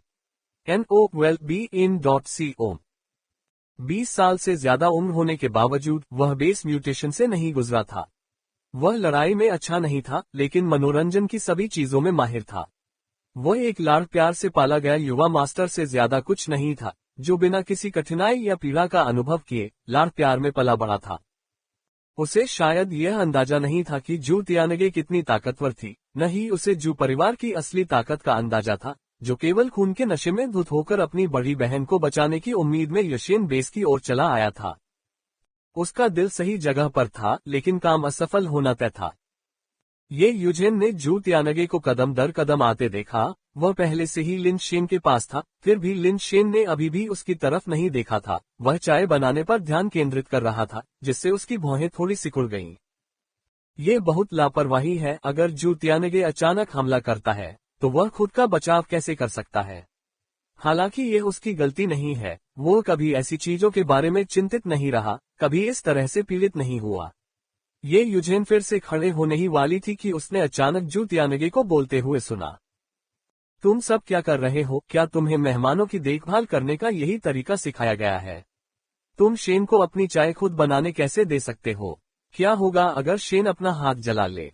ये यूजेन की अविश्वसनीय निगाहों के नीचे जू तियानगे लिन शेन के हाथों से चाय के बर्तन लेने के लिए झुका। मुस्कुराते हुए उसने कहा, शेन, अपने भाई की दुकान पर आकर तुमने एक शब्द भी नहीं कहा। खुद चाय बनाना, क्या यह मेरे चेहरे पर तमाचा नहीं है? भाई, तुम अपना काम करो, अपने छोटे भाई को तुम्हारे लिए चाय बनाने दो। बोलने के बाद जू तियानगे ने सवा को ये भी निर्देश दिया, जाओ मेरी तिजोरी से 2 औंस प्राचीन वृक्ष की नई चाय ले आओ। ये साधारण चाय मेरे शेन के स्वाद के अनुकूल नहीं हो सकती। क्या जू तियानगे पागल हो गया है या मेरा दिमाग खराब हो गया है? ये यूजेन वहीं अचंभित खड़ी थी, अपनी नजरें चापलूसी करने वाले जू तियानगे और लिन शेन के बीच घुमा रही थी, जो वहां ऐसे बैठे थे जैसे कुछ गड़बड़ न हो। उन्हें नहीं पता था कि वास्तव में क्या हो रहा है। जानवरों की बाढ़ स्थिति ये यूजेन के विचार से थोड़ी अलग लग रही थी। उसने मान लिया था कि लिन शेन जू परिवार से निपटने के लिए लू परिवार से सहायता लेने यशेन बेस आया था। अब ऐसा लग रहा था कि यह पूरी तरह से सच नहीं है। जू तियानगे की विभिन्न हरकतों ने ये यूजेन के लिए समझना बहुत मुश्किल कर दिया था। उसने स्पष्ट रूप से लिन परिवार के व्यापार काफिले पर घात लगाकर हमला किया था और लिन शेन की बड़ी बहन को पकड़ लिया था, तो फिर वह लिन शेन के प्रति इतना मित्रवत कैसे हो सकता है? यहाँ तक कि कुछ हद तक जानबूझकर चापलूसी करने जैसा भी कैसे हो सकता है? इससे ये यूजेन को कुछ संदेह हुआ कि उसे जो जानकारी मिली थी वह गलत थी। और कहीं जू परिवार ने वास्तव में लिन परिवार के काफिले को हाईजैक तो नहीं कर लिया। शायद दोनों परिवारों के बीच कोई दुश्मनी नहीं थी, हो सकता है कि उनके बीच बहुत अच्छे संबंध भी हों। बेशक ये यूजेन जानता था कि यह संभव था और जानकारी गलत नहीं हो सकती थी। शेन, ये चाय चखकर देखो कि यह कैसी है। भाभी, तुम भी इसे चखकर देखो, जू तियानगे ने चाय का सेट बदलते हुए और नया बर्तन बनाते हुए कहा। चाय तैयार होने के बाद उसने सबसे पहले एक कप लिन शेन को दिया, फिर दूसरा ये यूजेन को। ये यूजेन ने अपने होंठ दबाए और लिन शेन को घूर कर देखा, लेकिन कुछ नहीं कहा। चलो बैठकर बात करते हैं, लिन शेन ने चाय की चुस्की लेते हुए जू तियानगे को संबोधित करते हुए कहा। जू तियानगे की हरकतें पहले से ही जू परिवार के रवैये को दर्शाती थीं, और स्वाभाविक रूप से लिन शेन को भी अपना रुख व्यक्त करने की आवश्यकता थी। वह जानता था कि जू परिवार को कुछ चिंताएं होंगी, जिसके कारण वे इस तरह से व्यवहार कर रहे थे, लेकिन चाहे वे चिंताएं कुछ भी हों, लिन शेन पर इससे कोई फर्क नहीं पड़ा। यदि उसे विकसित होने के लिए थोड़ा और समय दिया जाता, तो ज्यादा समय नहीं लगता, इससे पहले कि उसे इस बात की परवाह करने की जरूरत होती कि जू परिवार क्या सोचता है या क्या करता है, न ही उसे यह जानने की जरूरत होती कि उनका रवैया क्या है। पब फ्यूचर द्वारा विज्ञापन। जू तियानगे तुरंत मुस्कुराते हुए बैठ गए और कहा, शेन, आप याशीन बेस पर कितने समय तक रहने की योजना बना रहे हैं? मैं अपना काम खत्म करके कुछ दिनों में वापस चला जाऊंगा, लिन शेन ने सहजता से उत्तर दिया। अगर मेरा भाई आपकी किसी भी तरह से मदद कर सकता है, तो बस कह दीजिए। मैं अन्य जगहों के बारे में नहीं बोल सकता, लेकिन याशीन बेस पर मेरा कुछ प्रभाव है, जू तियानगे ने जल्दी से कहा। ठीक है, लिन शेन ने थोड़ा सिर हिलाया। ये देखकर कि लिन शेन ने उसके द्वारा बढ़ाई गई शांति की पेशकश को अस्वीकार नहीं किया, जू तियानगे को बहुत राहत महसूस हुई। अगर मामला आसान है, तो इसे जल्दी से निपटा लें, लेकिन अगर यह जरूरी और मुश्किल नहीं है, तो इसे कुछ समय के लिए टाल दें, जू तियानगे ने अचानक कहा। ऐसा लग रहा था जैसे यह अप्रत्याशित था। तुम्हारा क्या मतलब है? लिन शेन ने जू तियानगे की ओर देखते हुए पूछा। शेन, शायद तुम्हें पता न हो, लेकिन हमारे परिवार ने हाल ही में बहुत सारी जांच की है। सभी संकेत आधे महीने में बेस वेरिएंट जीवों के बड़े पैमाने पर प्रकोप की ओर इशारा करते हैं, जो संभवतः जीवों की वृद्धि का कारण बन सकता है। तब ये बहुत परेशानी भरा होगा, इसलिए अगर संभव हो तो दूर रहना ही बेहतर है। हमारे परिवार और लू परिवार दोनों ही पहले से ही अपनी पूरी ताकत से बेस की रक्षा करने की तैयारी कर रहे हैं, जू तियानगे ने कहा। NOWELLBEIN.CO। मैंने जीवों की वृद्धि के बारे में क्यों नहीं सुना? ये यूजेन ने भौहें सिकोड़ते हुए पूछा। अगर सभी को पता चल जाए कि एक उछाल आने वाला है, तो मुझे डर है कि बेस में आधे लोग भाग जाएंगे। फिर इसे बचाने के लिए कौन बचेगा? घबराहट से बचने के लिए यह मामला वर्तमान में केवल जू परिवार और लू परिवार के कुछ वरिष्ठ सदस्यों को ही पता है। लेकिन अगर आप बारीकी से देखते हैं, तो आपको लू परिवार द्वारा की जा रही तैयारियों से कुछ संकेत मिल सकते हैं, जू तियानगे ने लिन शेन की ओर देखते हुए जवाब दिया। अगर आप नहीं होते, शेन, तो मैं इस संदेश का एक शब्द भी नहीं बताता। कृपया शेन और भाभी, मुझे ये रहस्य बनाए रखने में मदद करें। यदि आपके कोई रिश्तेदार या दोस्त याशीन बेस पर हैं, तो उन्हें कुछ दिनों के लिए दूसरे बेस पर ले जाने का बहाना खोजें। जीवों की उछाल खत्म होने के बाद वापस आने में बहुत देर नहीं हुई है। ये यूजेन एक चतुर व्यक्ति था। लू परिवार में हाल ही में हुई कुछ घटनाओं को याद करने के बाद वह जल्दी से समझ गई कि जू तियानगे अतिशयोक्ति नहीं कर रहा था। वास्तव में कुछ निशान पाए जाने थे, बस उसने पहले उस कोण से इसके बारे में नहीं सोचा था। ये यूजेन को अब पूरी तरह से विश्वास हो गया था कि जू तियानगे का वास्तव में लिन शेन के साथ गहरा रिश्ता था, अन्यथा वह लिन शेन को ऐसे जानलेवा मामले के बारे में क्यों बताएगा। लेकिन जू परिवार द्वारा लिन परिवार के काफिले को अपहरण करने और लिन मियाओ को पकड़ने की पिछली घटना निश्चित रूप से सच थी, जिसने इसे कुछ हद तक विरोधाभासी बना दिया। पब फ्यूचर द्वारा विज्ञापन। इस आदमी ने जू परिवार के रवैये में इतना बड़ा बदलाव लाने के लिए क्या किया है? क्या यह अभी भी वही लिन शेन है जिसे मैं जानती हूँ? ये यूजेन ने लिन शेन को एक अजीब भाव से देखा, ऐसा महसूस करते हुए कि जिस चेहरे को वह जानती थी वह कुछ अपरिचित हो गया है। प्राणियों की भीड़ के साथ क्या स्थिति है? विस्तार से बताएं। लिन शेन वास्तव में उत्सुक था। डार्क बर्ड बेस के पास जीवों का उछाल दुर्लभ था। ज्यादा से ज्यादा कुछ खोए हुए बेस वेरिएंट जीव बेस के पास भटकते थे और उन्हें घेर कर मार दिया जाता था। उसने कभी भी शहर को घेरते हुए वास्तविक उछाल नहीं देखा था। जैसे ही जू तियानगे जवाब देने वाली थी, उन्हें अचानक ये यूजेन की तरफ से टपक टपक की आवाज सुनाई दी। दोनों आदमी उसकी तरफ देखने के लिए मुड़े। माफ करना, मुझे जाना होगा, कुछ काम आ गया है। ये यूजेन ने अपने बैग से अपना कम्युनिकेटर निकाला, उस पर नजर डाली और सीधे कहने के लिए खड़ी हो गई। संचारक आमतौर पर केवल कुछ निश्चित ठिकानों के अंदर ही काम करते थे, क्योंकि ठिकानों के बाहर के उपकरणों को बेस वेरिएंट प्राणियों द्वारा आसानी से नष्ट कर दिया जाता था, जिससे संचारक बेस के बाहर जाने के बाद बेकार हो जाते थे। डार्क बर्ड बेस में उपकरणों की कमी ने संचारकों को भी अप्रभावी बना दिया। लिन शेन के पास एक संचारक था, लेकिन अफसोस इसका उपयोग करने के लिए कोई जगह नहीं थी। बाहरी दुनिया को समझने के लिए लिन शेन ने सबसे अधिक रेडियो प्रसारण का उपयोग किया। ऐसा कहा जाता है कि कुछ मेगा बेसों में अभी भी टीवी स्टेशन और नेटवर्क थे, लेकिन याशिन बेस में वे नहीं थे। डार्क बर्ड बेस की तो बात ही छोड़िए।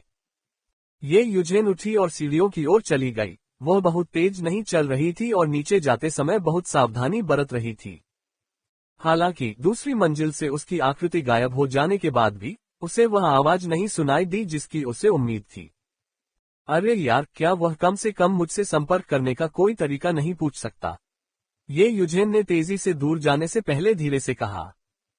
ऐसा नहीं था कि लिन शेन ने जानबूझकर नहीं पूछा, बल्कि ऐसा था कि उसने इसके बारे में नहीं सोचा था। वह डार्क बर्ड बेस पर कम्युनिकेटर का इस्तेमाल बहुत कम करता था और अपने साथ कम्युनिकेटर भी नहीं रखता था, इसलिए यह बात उसके दिमाग में नहीं आई। पब फ्यूचर द्वारा विज्ञापन। मुझे विस्तार से बताओ, इस बार इतनी बड़ी लहर क्यों आ रही है? लिन शेन ने फिर पूछा।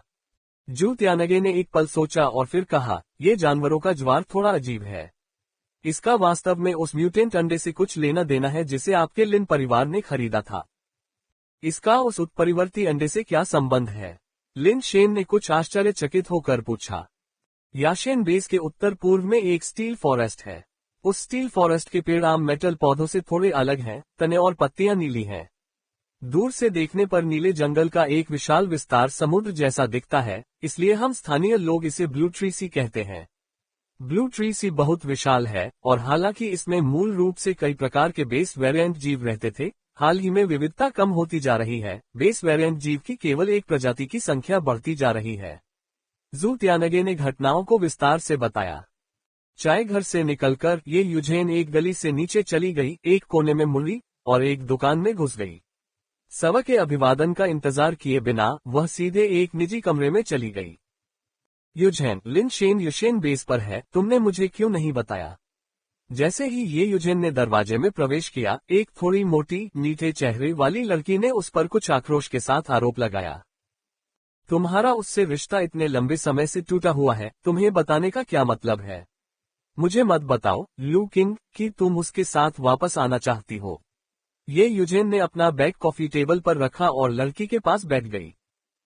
कौन फिर से साथ आना चाहता है? मैंने अभी सुना कि वह हमारे परिवार की दुकान पर गया था और मुझे लगा कि शायद वह मुझसे मिलने आया है, लू किंग ने समझाया। तुमने ऐसा क्यों सोचा कि वह तुमसे मिलने आया था? ये यूजेन सोफे पर पीछे झुक गई, अपनी सेक्सी चिकनी टांगों को क्रॉस किया और लू किंग की तरफ एक आधी मुस्कुराहट भरी नजर से पूछा। लिन शेन की बड़ी बहन को जू परिवार ने अगवा कर लिया था और वह निश्चित रूप से उसकी वजह से यहाँ है। मुझसे विनती करने के अलावा वह और क्या कर सकता है? लू किंग ने मुंह बनाया। तुम उसकी मदद करना चाहते हो? ये यूजेन ने पूछा। यह उसके रवैये पर निर्भर करेगा। अगर वह मुझसे विनती करने आएगा तो शायद मैं उसकी मदद करूंगी, लू किंग ने कहा। ये यूजेन ने मन ही मन सोचा, तुमसे विनती करूं? ऐसा कभी नहीं होने वाला। जिस लिन शेन को तुम जानते हो वह आज का लिन शेन नहीं है। मुझे लगता है कि वह इसे अपने आप संभालने में सक्षम होना चाहिए, ये यूजेन ने ऊंची आवाज में कहा। वह इसे अकेले ही संभालेगा। वह इसे कैसे संभाल सकता है? क्या मुझे नहीं पता कि वह कैसा है? वह हमेशा बिना किसी आकांक्षा के बस खाता पीता और मौज मस्ती करता है। माँ का बेटा, भाई का बेटा, उसे इससे क्या हल करना है?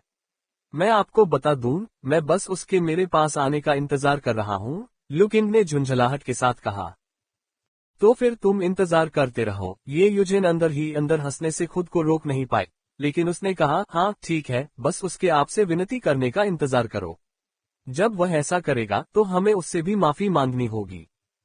मैं भी यही सोच रहा हूँ, लेकिन तुम उसे जानते हो, उसने कभी डार्क बर्ड बेस नहीं छोड़ा और यहाँ की हर चीज से अनजान है। अगर वह मुझसे विनती करना चाहे तो शायद उसे दरवाजा भी न मिले। अगर तुम अगली बार उससे मिलो, अगर वह मेरे बारे में पूछे तो उसे बता देना कि मैं यहाँ हूँ, ल्यूकिंग ने कहा। ठीक है। ये यूजेन की मुस्कान थोड़ी अजीब थी। 57 मशरूम बीस्ट कृपया अनुसरण करें। लिन शेन और जू तियानगे अभी भी जानवर ज्वार के मुद्दे पर चर्चा कर रहे थे। जू तियानगे के अनुसार वे बेस म्यूटेशन अंडे जो लिन परिवार ने वापस प्राप्त किए थे, वे ब्लू ट्री सागर से आए थे। कुछ समय पहले ब्लू ट्री सागर में बेस वेरिएंट प्राणियों की संख्या में तेजी से गिरावट आई थी, जबकि मशरूम बीस्ट के रूप में जाना जाने वाला एक प्रकार का स्टील प्राणी तेजी से प्रजनन कर रहा था और संख्या में बढ़ रहा था। म्यूटेटर्स के एक समूह ने मशरूम जानवरों का शिकार करने के लिए ब्लू ट्री सागर में प्रवेश किया था, उनमें से बड़ी संख्या को मार डाला और मशरूम जानवर बेस म्यूटेशन अंडे का एक बैच भी पाया। उनमें से एक mushroom beast base mutation egg थोड़ा अलग था। उन म्यूटेटर्स को कोई सुराग नहीं था और उन्होंने कभी म्यूटेंट एग की संभावना पर विचार नहीं किया, इसलिए उन्होंने mushroom beast base mutation egg का पूरा बैच लिन मियाओ को बेच दिया। जब लिन मियाओ सूची बना रहा था तो उसने उत्परिवर्ती अंडे की खोज की और तुरंत एक विश्वसनीय व्यक्ति को ढूंढ लिया, जिसने उत्परिवर्ती अंडे को बाकी सभी से पहले डार्कबर्ड बेस में वापस भेज दिया। बाद में जू तियानगे ने गलती से म्यूटेटर्स के उस समूह के एक टीम सदस्य को शराब पीते समय घटना का उल्लेख करते हुए सुन लिया और अनुमान लगाया कि यह एक म्यूटेंट अंडा हो सकता है, इसलिए उसने एक चाल चली और लिन परिवार के व्यापार कारवां पर घात लगाकर हमला कर दिया। जू तियानगे जिस बारे में बात करना चाहता था वह उसके और लिन परिवार के व्यापार कारवां के साथ हुई घटना नहीं थी, बल्कि उसके बाद वह भी लोगों को ब्लू ट्री सागर में ले गया, ये देखने के लिए कि क्या वे और अधिक उत्परिवर्ती अंडे पा सकते हैं। हालांकि ब्लू ट्री सागर में प्रवेश करने के बाद अंदर की स्थिति ने जू तियानगे और अन्य सभी म्यूटेटर्स को चकित कर दिया।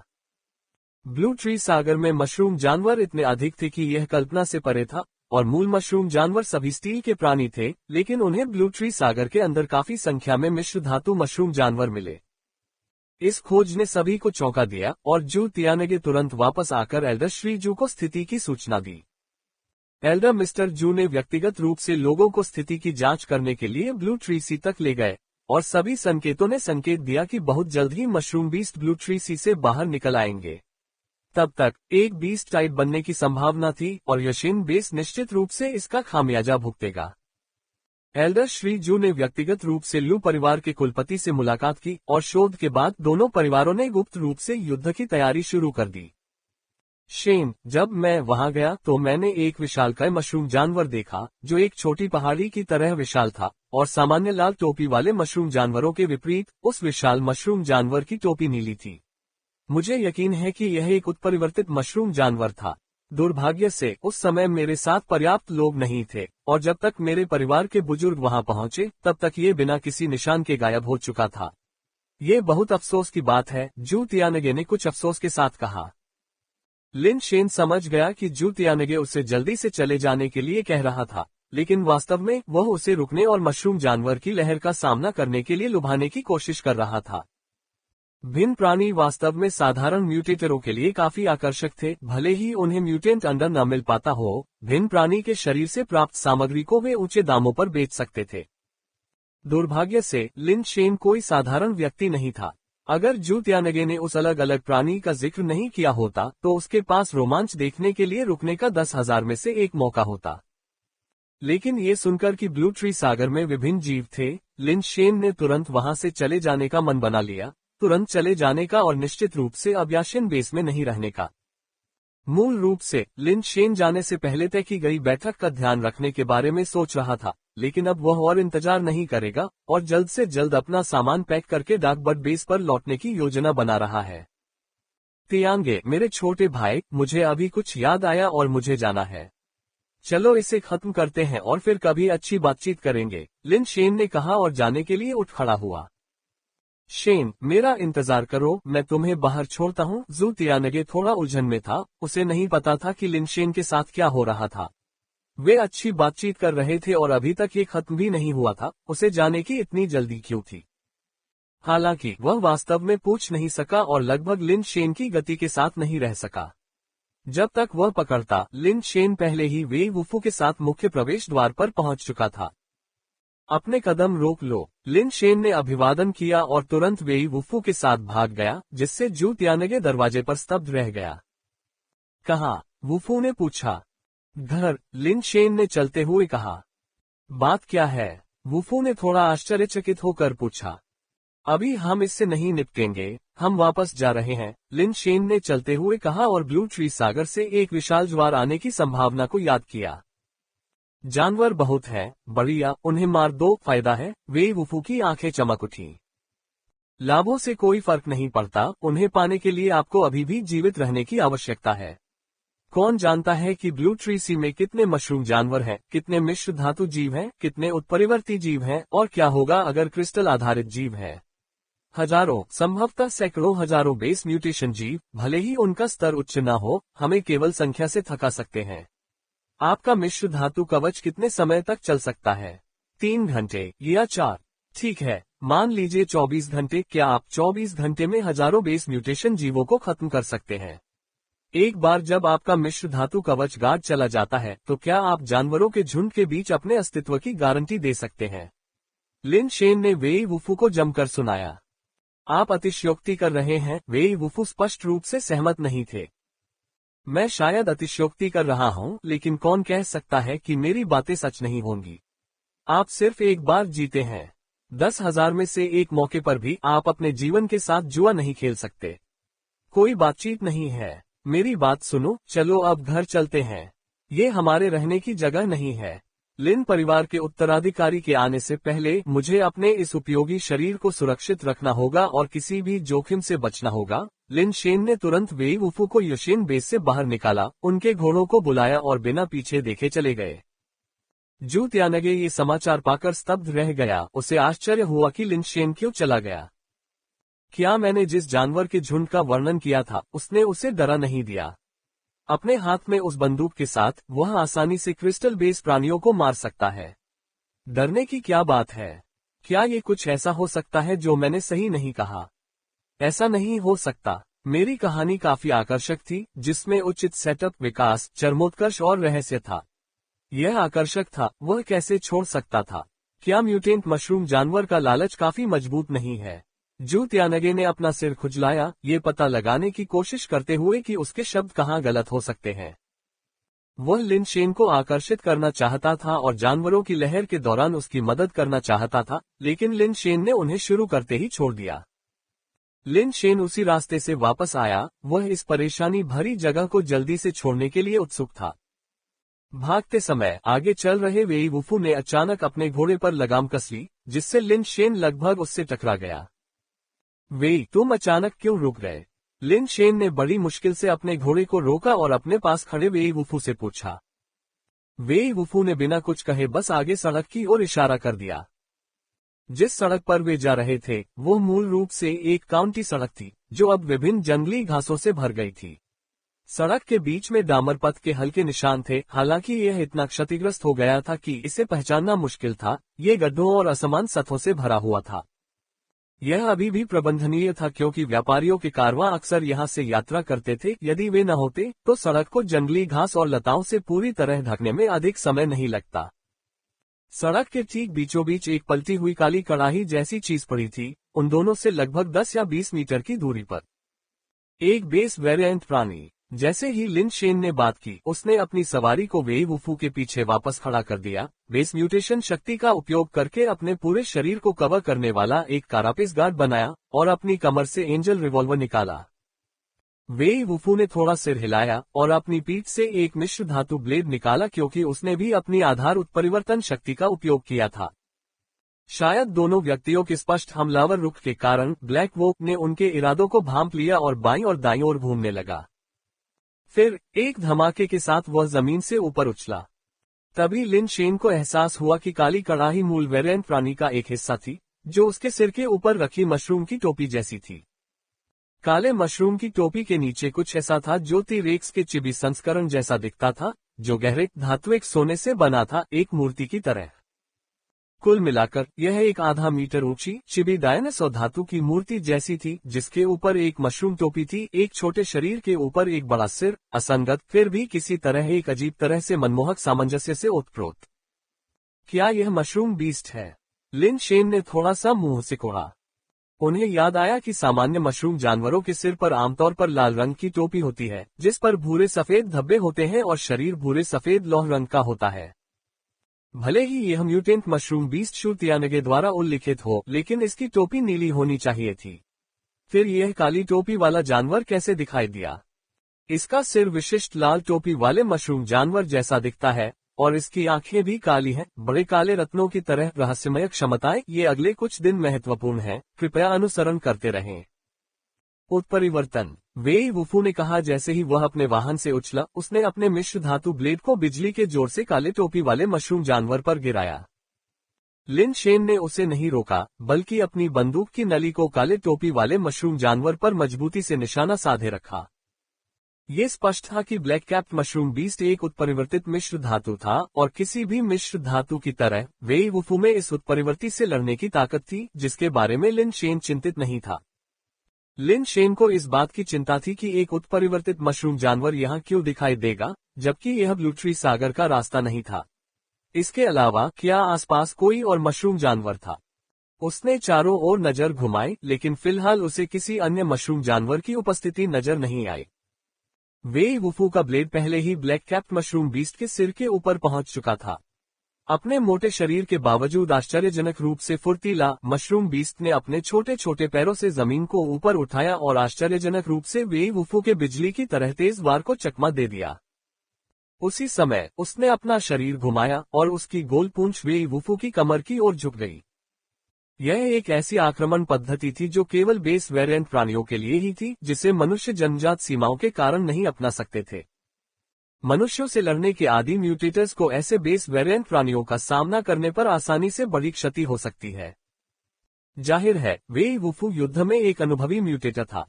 जिस क्षण ब्लैक कैप्ड मशरूम बीस्ट ने अपनी पूंछ हिलाई, वेई वुफू ने तेजी से अपनी स्थिति बदली, उसके साथ मुड़ा और एक बार फिर मशरूम बीस्ट की गर्दन पर वार किया। ब्लैक कैप्ड मशरूम बीस्ट की घूमने की गति वेई वुफू की गति से आगे नहीं बढ़ सकी।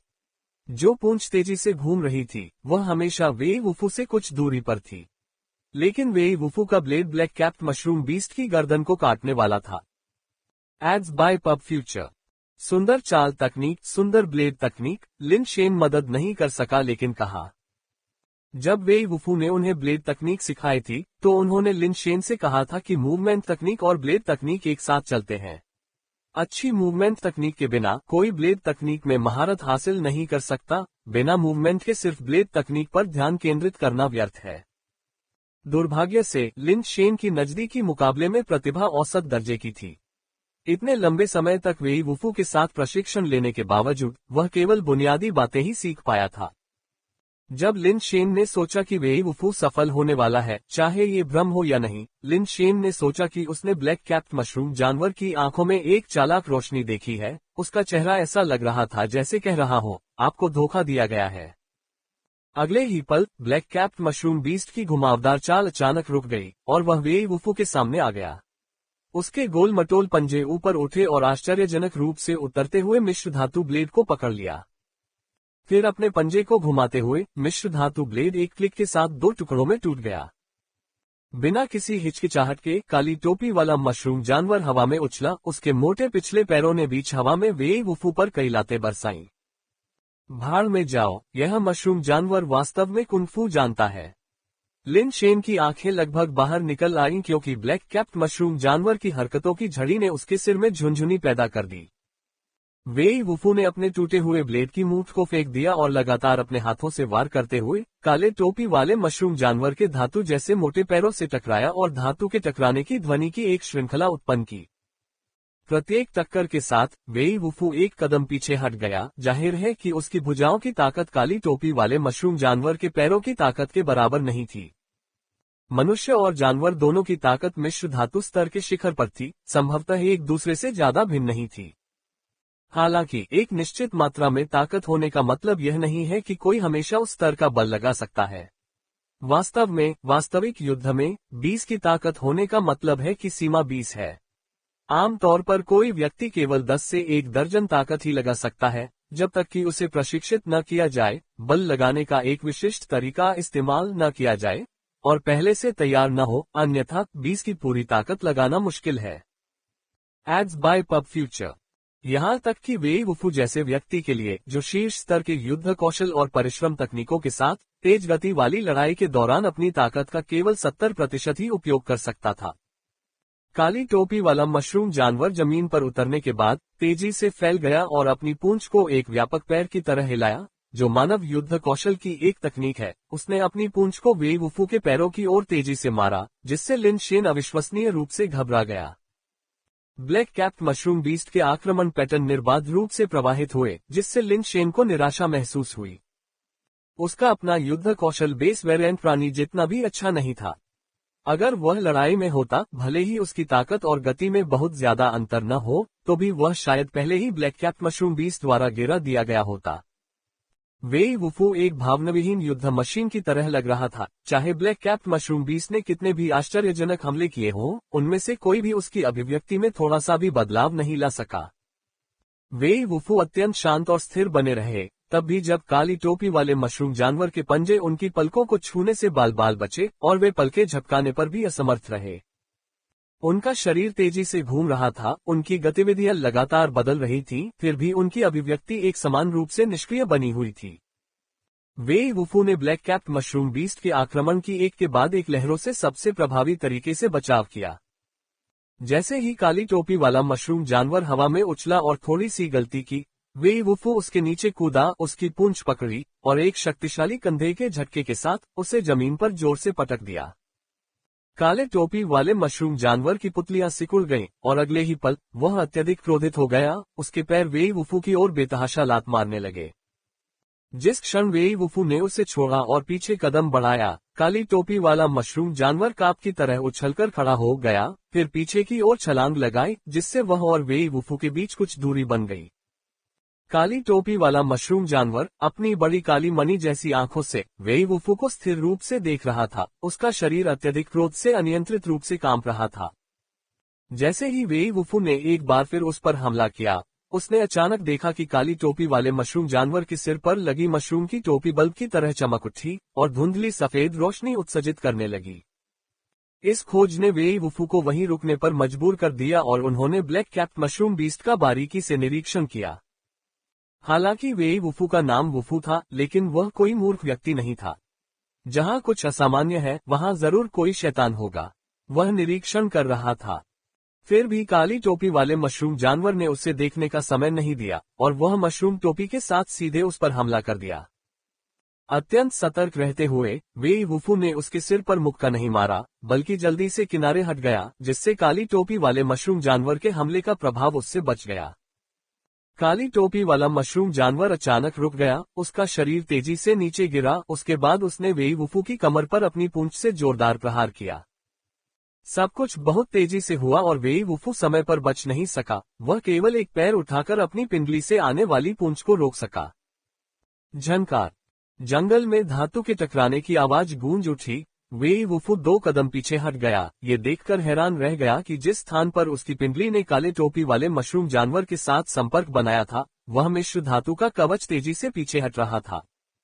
वेई वुफू अभी भी अपनी मूल उत्परिवर्तन शक्तियों का उपयोग कर रहा था। उसका मिश्र धातु शरीर हटाया नहीं गया था, फिर भी उसकी पिंडली पर लगा धातु का कवच पीछे की ओर खिंच गया, जिससे वह एक बार फिर से उसके शरीर के चारों ओर सुरक्षात्मक मिश्र धातु कवच बनाने में असमर्थ हो गया। ये पीछे हट गया, टूटा या गिरा नहीं। उसकी पिंडली का वह क्षेत्र ऐसा लग रहा था जैसे कि जहां कभी धातु थी, वहां कोई प्राकृतिक दोष था। काली टोपी वाला मशरूम जानवर बिना रुके लगातार हमले करता रहा और वेई वुफू जब भी संभव हुआ बच निकला या फिर उसने खुद को कड़ी टक्कर के लिए तैयार कर लिया। अजीब बात यह है कि जब भी उसका शरीर काले टोपी वाले मशरूम जानवर के संपर्क में आता, तो वह धातु का कवच बिना किसी निशान के गायब हो जाता और उसे दोबारा वापस बुलाना असंभव हो जाता। ये किस तरह की शक्ति है? लिन शेन ने सोचा। उसे एहसास हुआ कि वह अब और लड़ाई नहीं देख सकता। उसने ब्लैक कैप्ड मशरूम बीस्ट पर निशाना साधा और ट्रिगर खींच दिया। काली बख्तरबंद मधुमक्खी से रूपांतरित पालतू कैप्सूल एक गोली की तरह निकला तथा काली टोपी वाले मशरूम जानवर की सफेद प्रकाश उत्सर्जित करने वाली मशरूम टोपी पर अविश्वसनीय गति से जा लगा। झनकार। मध्य हवा में काली बख्तरबंद मधुमक्खी, जो पहले से ही लड़ाकू मुद्रा में थी, अपनी पूंछ आगे और सिर पीछे की ओर किए हुए थी तथा उसकी गति क्रिस्टल बेस से भी अधिक थी। उसके डंक ने बल्बनुमा मशरूम की टोपी पर जोरदार प्रहार किया। लिन शेन ने अनुमान लगाया कि यह ब्लैक कैप्ड मशरूम बीस्ट की चमत्कारी शक्तियों की कुंजी थी। अगर वह इसकी मशरूम कैप को नष्ट कर सकता है तो शायद इससे इसकी रहस्यमय क्षमता खत्म हो। जानवरों का गिरोह। ब्लैक आर्मर्ड बी का सबसे कठोर हिस्सा इसकी पूंछ के अंत में लगा डंक था, जिसकी कठोरता 19.8 और दृढ़ता 19.6 थी, जिसमें कठोर और कठोर दोनों विशेषताएं थीं। इसके अलावा 44 पॉइंट की गति वृद्धि और इसके जन्मजात कौशल पेनेट्रेटिंग स्टिंग के साथ मधुमक्खी की पूंछ की विनाशकारी शक्ति एक अत्यंत भयानक स्तर तक पहुंच गई थी। एल्डर जो क्रिस्टल बेस स्तर पर था, उसका सिर सीधे छेद दिया गया था। भले ही वह उस समय क्रिस्टल बेस रूप का उपयोग नहीं कर रहा था, लेकिन यह उस भयावह विनाशकारी शक्ति को दर्शाने के लिए पर्याप्त था जिसे ब्लैक आर्मर्ड मधुमक्खी एंजल व्हील के साथ प्राप्त कर सकती थी। सामान्य परिस्थितियों में मिश्र धातु स्तर की ताकत मुश्किल से एक भी प्रहार का सामना कर सकती है। सबसे खराब स्थिति में दोनों टकराने पर टूट जाएंगे। फिर भी जब काली बख्तरबंद मधुमक्खी का डंक बलपूर्वक काली टोपी वाले मशरूम जानवर की टोपी से टकराया तो एक विचित्र दृश्य उत्पन्न हुआ। काली बख्तरबंद मधुमक्खी का शरीर मानो एक अत्यंत कठोर मिश्र धातु से भंगुर टोफू के अवशेषों में तब्दील हो गया हो। मशरूम की टोपी से टकराने पर मुड़ गया और विकृत हो गया और फिर टुकड़ों के विस्फोट में बिखर गया, जबकि मशरूम का सिर, जो एक बल्ब की तरह सफेद रोशनी से चमक रहा था, पर उस पर एक भी खरोंच नहीं आए। वे चलो चलें। लिन शेन ने ऐसा अजीब दृश्य देखकर लगभग सहज रूप से अपने घोड़े को पीछे की ओर मोड़ लिया और साथ ही ब्लैक कैप मशरूम जानवर पर एक गोली चलाई, जिससे वेई वुफू को भागने का समय मिल गया। लगभग उसी क्षण जब लिन शेन के शब्द उसके मुंह से निकले, वेई वुफू अपने घोड़े पर चढ़ गया और लिन शेन के पीछे तेजी से दौड़ने लगा। अब यह मुद्दा नहीं रह गया था कि वे जीत सकते हैं या नहीं। ब्लैक कैप मशरूम बीस्ट की विचित्र क्षमताओं का पता लगाने से पहले और अधिक लड़ाई करने पर आसानी से उनकी जान जा सकती थी। काली टोपी वाले मशरूम जानवर की आंखें, जो काले रत्नों की तरह गहरी थीं, लिन शेन को लगातार घूर रही थीं। ऐसा लग रहा था कि उसने अपनी नफरत उस पर डाल दी है। उसने लिन शेन की ओर बढ़ने का प्रयास किया, लेकिन दूसरी गोली उसके शरीर पर लग गई। यद्यपि ब्लैक कैप मशरूम बीस्ट की क्षमताएं अजीब थीं, फिर भी यह मिश्र धातु स्तर पर था और स्पष्टतः इतना तेज नहीं था कि एंजल रिवॉल्वर द्वारा दागी गई गोलियों से बच सके। पालतू कैप्सूल बाहर निकला और हवा में एक चमक के साथ मिश्र धातु स्तर पर एक क्रॉस हॉर्न्ड हॉर्स में तब्दील हो गया और ब्लैक कैप मशरूम जानवर से टकरा गया। Ads by PubFuture. Cross horned horse घोड़े जैसा लेकिन गैंडे जैसा दिखता था, जिसके आगे एक सींग था जो क्रॉस के आकार का था। वह प्राणी कहीं और विशेष रूप से कठोर नहीं था, सिवाय उस क्रॉस आकार के सींग के जो बहुत कठोर था, ब्लैक आर्मर्ड बी के डंक के बराबर। लिन शेन ने अपने चौथे भाई की तिजोरी से विशेष रूप से इसे खोजा था और एंजल रिवॉल्वर से लेस इसकी मारक शक्ति भी उतनी ही आश्चर्यजनक थी। इस पालतू जानवर को पाने के लिए उसने अपने चौथे भाई की तिजोरी का ताला भी तोड़ दिया था। क्रॉस हॉर्न्ड हॉर्स का क्रॉस आकार का सींग ब्लैक कैप मशरूम जानवर के शरीर से टकराया, जिसे लिन शेन ने बहुत स्पष्ट रूप से देखा। सींग, जो स्पष्ट रूप से बहुत कठोर था, काली टोपी वाले मशरूम जानवर के शरीर के संपर्क में आने पर अचानक नर्म हो गया तथा टकराने पर अविश्वसनीय रूप से झुक गया। ये सिर्फ सींग ही नहीं था, क्रॉस हॉर्न्ड घोड़े का पूरा शरीर नर्म हो गया था। शक्तिशाली प्रभाव ने उसे गुब्बारे की तरह कुचलकर पैनकेक के आकार में बदल दिया, फिर तुरंत विस्फोट हो गया, टुकड़ों की बौछार में बदल गया और बेस म्यूटेशन द्रव को छिड़क दिया। हालांकि ब्लैक कैप मशरूम बीस्ट का शरीर पूरी तरह सुरक्षित रहा, केवल जोरदार टक्कर के कारण वह कुछ कदम पीछे चला गया। अपना रुख पुनः प्राप्त करने के बाद काली टोपी वाले मशरूम जानवर ने एक अजीब सी चीख निकाली और गुस्से से लिन शेन का पीछा किया। Boom boom boom boom. Lin Shen ने अपने वाहन को तेजी से दौड़ने के लिए प्रेरित करते हुए अपनी कमर को घुमाया और ब्लैक कैप मशरूम बीस्ट पर लगातार गोली चलाई, जिससे एक के बाद एक पेट कैप्सूल बिजली की गति से बाहर निकल गए और बेस म्यूटेशन पैट्स में तब्दील हो गए, जो हवा में ब्लैक कैप मशरूम बीस्ट से टकरा गए। बेशक ये पालतू जानवर मिश्र धातु स्तर के नहीं थे, बल्कि स्टील कैप्सूल थे जिन्हें लिन शेन ने लोड किया था। स्टील पैट्स के पास स्वाभाविक रूप से ब्लैक कैप मशरूम बीस्ट को घायल करने की संभावना कम थी, लेकिन एंजल रिवॉल्वर द्वारा उन्हें दी गई गति ने उन्हें शक्तिशाली प्रभाव बल दिया। ब्लैक कैप मशरूम बीस्ट पर हर प्रहार उसे कुछ कदम पीछे धकेल देगा, जिससे उसे पकड़ना असंभव हो जाएगा। सभी 7 कैप्सूल फायर करने के बाद लिन शेन ने अपनी जेब में हाथ डाला और लोड करने के लिए कुछ और स्टील प्लेट कैप्सूल निकाले। स्टॉक को खींचने पर चाबी कक्ष भी खुल गया, जिसमें पिछली चाबियां पालतू जानवरों की मौत के कारण पहले ही स्वतः ही टूट चुकी थीं। Ads by pub future.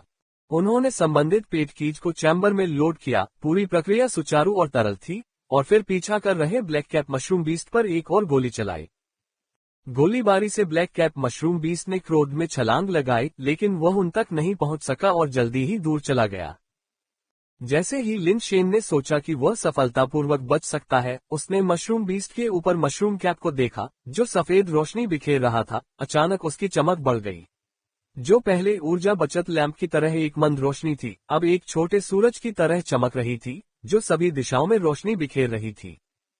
तभी लिन शेन ने फिर से वह अजीब चीख सुनी, अवर्णनीय, किसी जानवर की दहाड़ की तरह, फिर भी कीड़े के गीत के समान, हर मायने में विचित्र। जब लिन शेन उस प्राणी की हरकतों पर हैरान था, उसने अचानक वेई वुफू की जोर से चिल्लाने की आवाज सुनी। आगे लिन शेन ने अपनी नजर काली टोपी वाले मशरूम जानवर से हटाकर आगे की ओर देखा, जहां उसने सफेद धब्बों वाले लाल मशरूमों की एक भीड़ देखी, जो बर्तन के ढक्कन के आकार के थे, जो पहले बंजर डामर सड़क से उग रहे थे। लाल मशरूम आश्चर्यजनक गति से उगाए, और पलक झपकते ही आगे की सड़क और दोनों ओर के जंगल उनसे भर गए। ऐसा प्रतीत हुआ कि वे अंतहीन हैं, उनकी सही संख्या अज्ञात है। Pop pop. एक एक करके लाल मशरूम उगाए और लाल टोपी वाले मशरूम जानवरों में बदल गए, जो कर्कश चीखों के साथ सभी दिशाओं से लिन शेन और वेई वुफू पर हमला करने लगे। टोर्नो। लिन शेन जानता था कि वह रुक नहीं सकता। अगर वे चारों ओर से घिर गए, तो उनका एकमात्र विकल्प मौत से लड़ना होगा, एक लगभग निश्चित मौत का जाल। एकमात्र विकल्प याशेन बेस पर वापस जाने के लिए बेताब दौड़ना था। वेई वुफू ने बढ़त ले ली। लिन शेन के लिए रास्ता साफ करने के लिए आगे बढ़े, उन पर झुंड में आए मशरूम जानवरों को एक तरफ धकेल दिया और अपनी मुट्ठी घुमाकर उन पर हमला किया, जो उनकी ओर छलांग लगा रहे थे।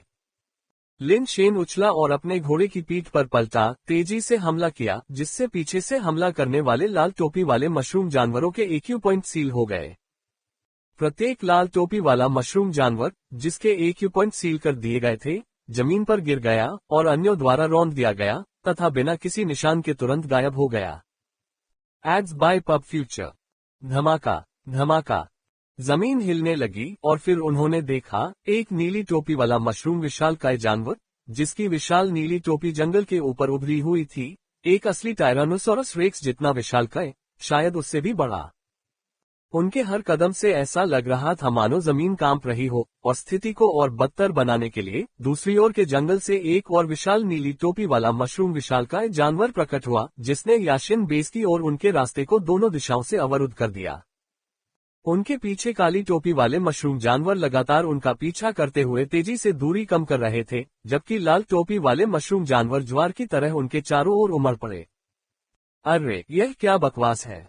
उत्परिवर्ती जीव, जिनके बारे में मैंने पहले कभी नहीं सुना था, यहाँ झुंड बनाकर घूम रहे हैं, ये कैसी बुरी किस्मत है। लिन शेन ने अपने सुपर बेस चेंज को सक्रिय कर दिया, क्योंकि उसका कवच लाल गर्म चमकने लगा, अपने जीवन के लिए लड़ने की तैयारी कर रहा था। बिना किसी हिचकिचाहट के वेई वुफू हवा में उछला और नीली टोपी वाले मशरूम विशालकाय जानवरों में से एक की ओर बढ़ा। मैं रास्ता साफ कर दूंगा, तुम जाओ। नीली टोपी वाला मशरूम विशालकाय जानवर सिर के बल पर स्वर्ग से गिरे एक बड़े हथौड़े की तरह वेई वुफू की मुट्ठी से टकराया। एक जोरदार धमाके के साथ नीली टोपी वाले मशरूम विशालकाय जानवर का शरीर पीछे की ओर लड़खड़ा गया, क्योंकि वेई वुफू के मुंह से उसकी नीली धातु वाली मशरूम टोपी पर गड्ढा हो गया। वेई वुफू की आकृति भी आकाश से गिरी, जो भयानक शक्ति से हिल गई और लाल टोपी वाले मशरूम जानवरों के एक समूह के बीच जा गिरी, और उसने तुरंत अपने दुश्मनों को काट डाला। एक और नीली टोपी वाले मशरूम विशालकाय जानवर को धरती को हिला देने वाली ताकत के साथ हमला करते हुए और काले टोपी वाले मशरूम जानवर को पीछे आते देखकर लिन शेन के पास अपने वाहन को छोड़ने के अलावा कोई विकल्प नहीं था। जैसे ही एंजल रिवॉल्वर से एक कैप्सूल फायर हुआ, उसका फिगर तेजी से आगे बढ़ा, नीली टोपी वाले मशरूम विशालकाय जानवर के पीछे भागा और एक त्वरित स्पर्श से उसके एक्यू पॉइंट को सील कर दिया, जिससे विशालकाय जानवर अपनी जगह पर जम गया। लिन शेन ने ठीक समय पर मुड़कर देखा कि उनके मिश्र धातु माउंट को काले टोपी वाले मशरूम जानवर ने 2 टुकड़ों में फाड़ दिया है, जिसके बाद वह मुड़ा और एक बार फिर उग्रता से उनका पीछा किया। थोड़ी देर की अकड़न के बाद नीली टोपी वाला मशरूम विशालकाय जानवर भी मुड़ा और तेजी से उसका पीछा करने लगा। उन्होंने ब्लैक कैप्ड मशरूम बीस्ट के एक्यू पॉइंट्स को सील नहीं किया क्योंकि उन्हें अभी तक पता नहीं चला था कि उसके महत्वपूर्ण बिंदु कहाँ स्थित थे। लाल टोपी वाले मशरूम बीस्ट की लहरें उसके चारों ओर उमड़ती रहीं। लिन शेन ने अपने दांत पीस लिए और आगे की ओर दौड़ पड़ा। उसके सुपर बेस चेंज की ताकत ने उसे एक मुक्का मारकर लाल टोपी वाले मशरूम बीस्ट की टोपी फोड़ने की अनुमति दी, यहाँ तक कि एक्यू पॉइंट सीलिंग की भी आवश्यकता नहीं पड़ी।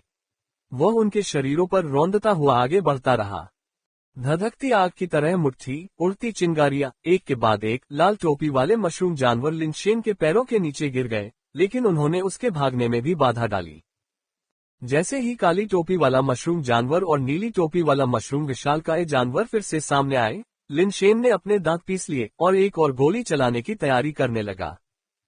अचानक उसने महसूस किया कि उसका बैग हिल रहा है। अंदर बैठा मोटा पक्षी धक्का मुक्की से जाग गया। उसने ढक्कन खोला और बाहर कूद गया। लिन शेन उसे पकड़ने में असमर्थ था। उसने अपनी बंदूक से गोली चलाई और ब्लैक कैप मशरूम बीस्ट के साथ दूरी बढ़ा दी। जैसे ही वह हमला जारी रखने वाला था, उसने देखा कि पहले उग्र भीड़ रहस्यमय तरीके से शांत हो गई थी। 60 दमन। सभी मशरूम जानवरों ने हिलना बंद कर दिया। उनकी आंखें लिन शेन की तरफ टिक गईं। इस भयानक दृश्य ने लिन शेन और वेई वुफू को भी अनायास ही अपनी जगह पर रुकने और पीछे देखने पर मजबूर कर दिया। देखते ही दोनों दंग रह गए। उनके पीछे मशरूम बीस्ट ने भी अपना हमला बंद कर दिया था, जिसमें ब्लैक कैप्ड मशरूम बीस्ट भी शामिल था। फर्क ये था कि मशरूम बीस्ट की टोपी के ऊपर एक कबूतर बैठा था, जो स्नोबॉल जितना मोटा था। काली टोपी वाला मशरूम जानवर स्थिर खड़ा था। उसकी चमकदार मशरूम टोपी अपने मूल काले रंग में वापस आ गई थी। लिन शेन को उसकी अभिव्यक्ति समझ में आ गई। उसकी आंखों के कोनों में अनियंत्रित रूप से फड़कन के साथ कठोरता थी। फेइज़ाई, यहाँ क्या हो रहा है? लिन शेन हैरान और प्रसन्न दोनों था। ये निर्धारित करने में असमर्थ था कि उसके अजीब सफेद पक्षी फेइज़ाई ने पूरे मशरूम जानवरों के झुंड को अपना हमला रोकने के लिए क्या किया था। ये निश्चित था कि मशरूम जानवरों ने अपनी चलने की क्षमता नहीं खोई थी। वे काले टोपी वाले मशरूम जानवर के ऊपर बैठे फेइज़ाई को गुस्से से घूर रहे थे। उनकी आंखें लगभग आग उगल रही थीं, फिर भी उनमें से एक भी आगे नहीं बढ़ा। कू कू, फेइज़ाई ने कबूतर जैसी कूक निकाली और उसके पंजों के नीचे का काली टोपी वाला मशरूम जानवर अचानक हिलने लगा। लिन शेन और वेई वुफू सहज रूप से पीछे हट गए, लेकिन उन्हें एहसास हुआ कि काली टोपी वाला मशरूम जानवर उन पर हमला नहीं कर रहा था, बल्कि आगे बढ़ रहा था। उसकी गति तेज नहीं थी। सामने खड़े मशरूम जानवर धीरे धीरे अलग हो गए और अभी भी उन्हें गुस्से से घूर रहे थे। यह क्या माना जाता है? एक बंधक बनाना। लिन शेन और अन्य ने ब्लैक कैप्ड मशरूम बीस्ट का पीछा किया क्योंकि वे मशरूम बीस्ट भीड़ के बीच से चले गए। वे जहां भी जाते, मशरूम जानवर अनिच्छा से अलग हो जाते और एक रास्ता बना लेते। यहां तक कि दो नीली टोपी वाले मशरूम विशालकाय जानवर भी गुस्से से दहाड़ने के बाद अपने विशाल शरीर को एक तरफ कर लेते।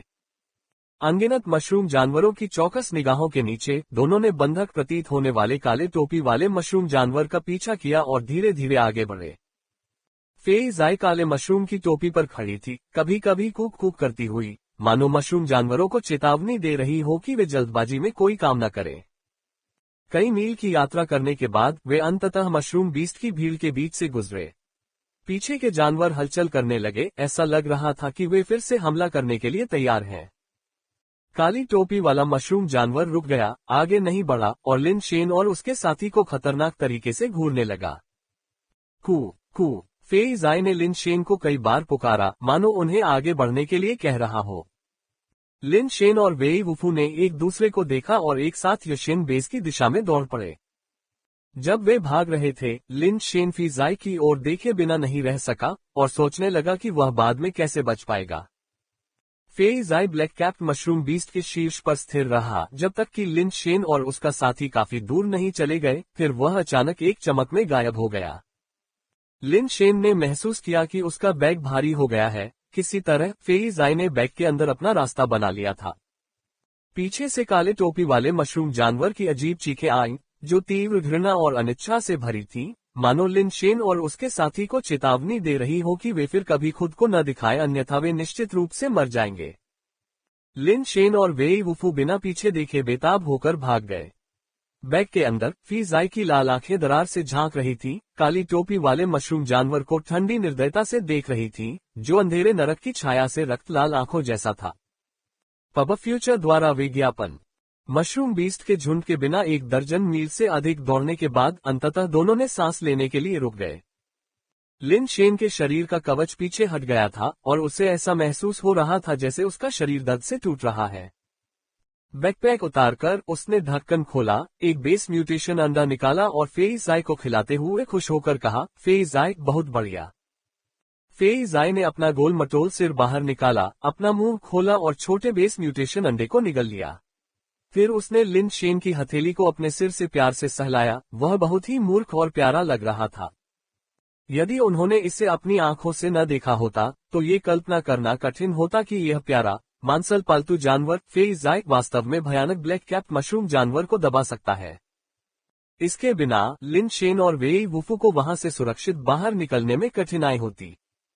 मैं बस इस परेशानी वाली जगह से दूर जाना चाहता था, लेकिन इसके बजाय मैं और भी बड़ी समस्याओं में फंस गया हूँ। लिन शेन ने अपना बैग फिर से लटकाने के बाद वेई वुफू से कहा, उस ब्लैक कैप मशरूम बीस्ट ने पहले ही हमसे दुश्मनी मोल ले ली है। अब याशिन बेस को छोड़ना बहुत खतरनाक है। ऐसा लगता है कि हमारे पास याशिन बेस के भीतर अस्थायी आश्रय लेने के अलावा कोई विकल्प नहीं है। ठीक है, वेई वुफू ने बिना किसी आपत्ति के सहमति जताई। चूंकि वहां कोई मिश्र धातु माउंट उपलब्ध नहीं था, इसलिए 2 स्टील स्तर के लौह सींग वाले घोड़ों को बुलाकर दोनों पुरुषों को काम चलाना पड़ा। याशिन बेस पर लौटते हुए लिन शेन ने यात्रा के दौरान ये सोचा कि आगे क्या करना है। ब्लू ट्री सी से आने वाला जानवर का ज्वार सामान्य से बहुत दूर था और यह अज्ञात था कि कितने भयानक मशरूम जानवर अंदर रहते थे। एक बार ज्वार बनने के बाद यह अनिश्चित था कि याशिन बेस इसका सामना कर पाएगा या नहीं। सौभाग्य से याशिन बेस में क्रिस्टल बेस लेवल के पावर हाउस थे, जो डार्क बड बेस के पावर हाउस से काफी अधिक शक्तिशाली थे। बेस के रक्षा ढांचे पर भरोसा करते हुए इसे कम से कम नरसंहार तक कम नहीं किया जाना चाहिए। आधार ये था कि उनके बीच बहुत अधिक क्रिस्टल बेस लेवल मशरूम जानवर नहीं थे, या कम से कम लिन शेन और उनके समूह ने किसी भी क्रिस्टल बेस लेवल मशरूम जानवर को नहीं देखा था। हालांकि उस भयानक काले टोपी वाले मशरूम जानवर के बारे में सोचना, साथ ही अनगिनत मशरूम जानवरों की भीड़ के बारे में सोचना अभी भी किसी की रीढ़ में सिहरन पैदा करने के लिए पर्याप्त था। हमें बसने के लिए एक सुरक्षित जगह खोजने की जरूरत है। मशरूम जानवरों की विशाल संख्या भयावह थी और लिन शेन को लगा कि याशिन बेस की बाहरी रक्षा रेखाएं टिकने की संभावना नहीं थी। शायद सड़क पर लड़ाई होगी और उन्हें रहने के लिए अपेक्षाकृत सुरक्षित जगह खोजने की आवश्यकता होगी। याशिन बेस के भीतर सबसे अच्छी तरह से किलेबंद स्थान स्वाभाविक रूप से लू परिवार और जू परिवार के थे। जू परिवार पर विचार करने की कोई आवश्यकता नहीं थी, क्योंकि लिन शेन को उनकी योजनाओं का डर था। लू परिवार एक अच्छा विकल्प था, लेकिन दुर्भाग्य से लिन शेन मदद के लिए लू परिवार से संपर्क करने में कुछ हद तक शर्मिंदा था।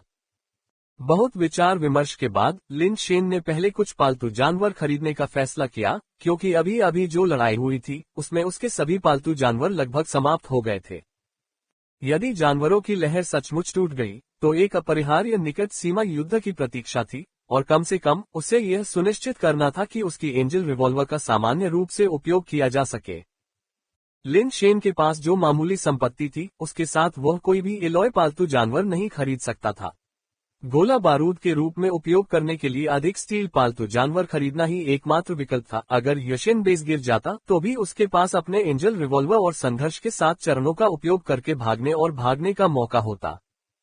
अपने सीमित धन के कारण लिन शेन केवल बाजार की दुकानों में जाकर कुछ सस्ते सामान खरीदने की कोशिश कर सकता था। आखिरकार उन्हें गोला बारूद के रूप में इस्तेमाल किया जाना था। कोई भी पालतू जानवर ऐसा कर सकता था, चाहे उसका स्तर या गुण कुछ भी हो। कुछ देर इधर उधर खरीदारी करने के बाद लिन शेन को 3 अलग अलग दुकानों में सामान की तुलना करनी पड़ी। ब्राउज करते समय उसने अचानक एक परिचित व्यक्ति को अपने सामने एक स्टॉल के सामने खड़े होकर मालिक से बात करते हुए देखा। ये यूजेन यहाँ क्यों है?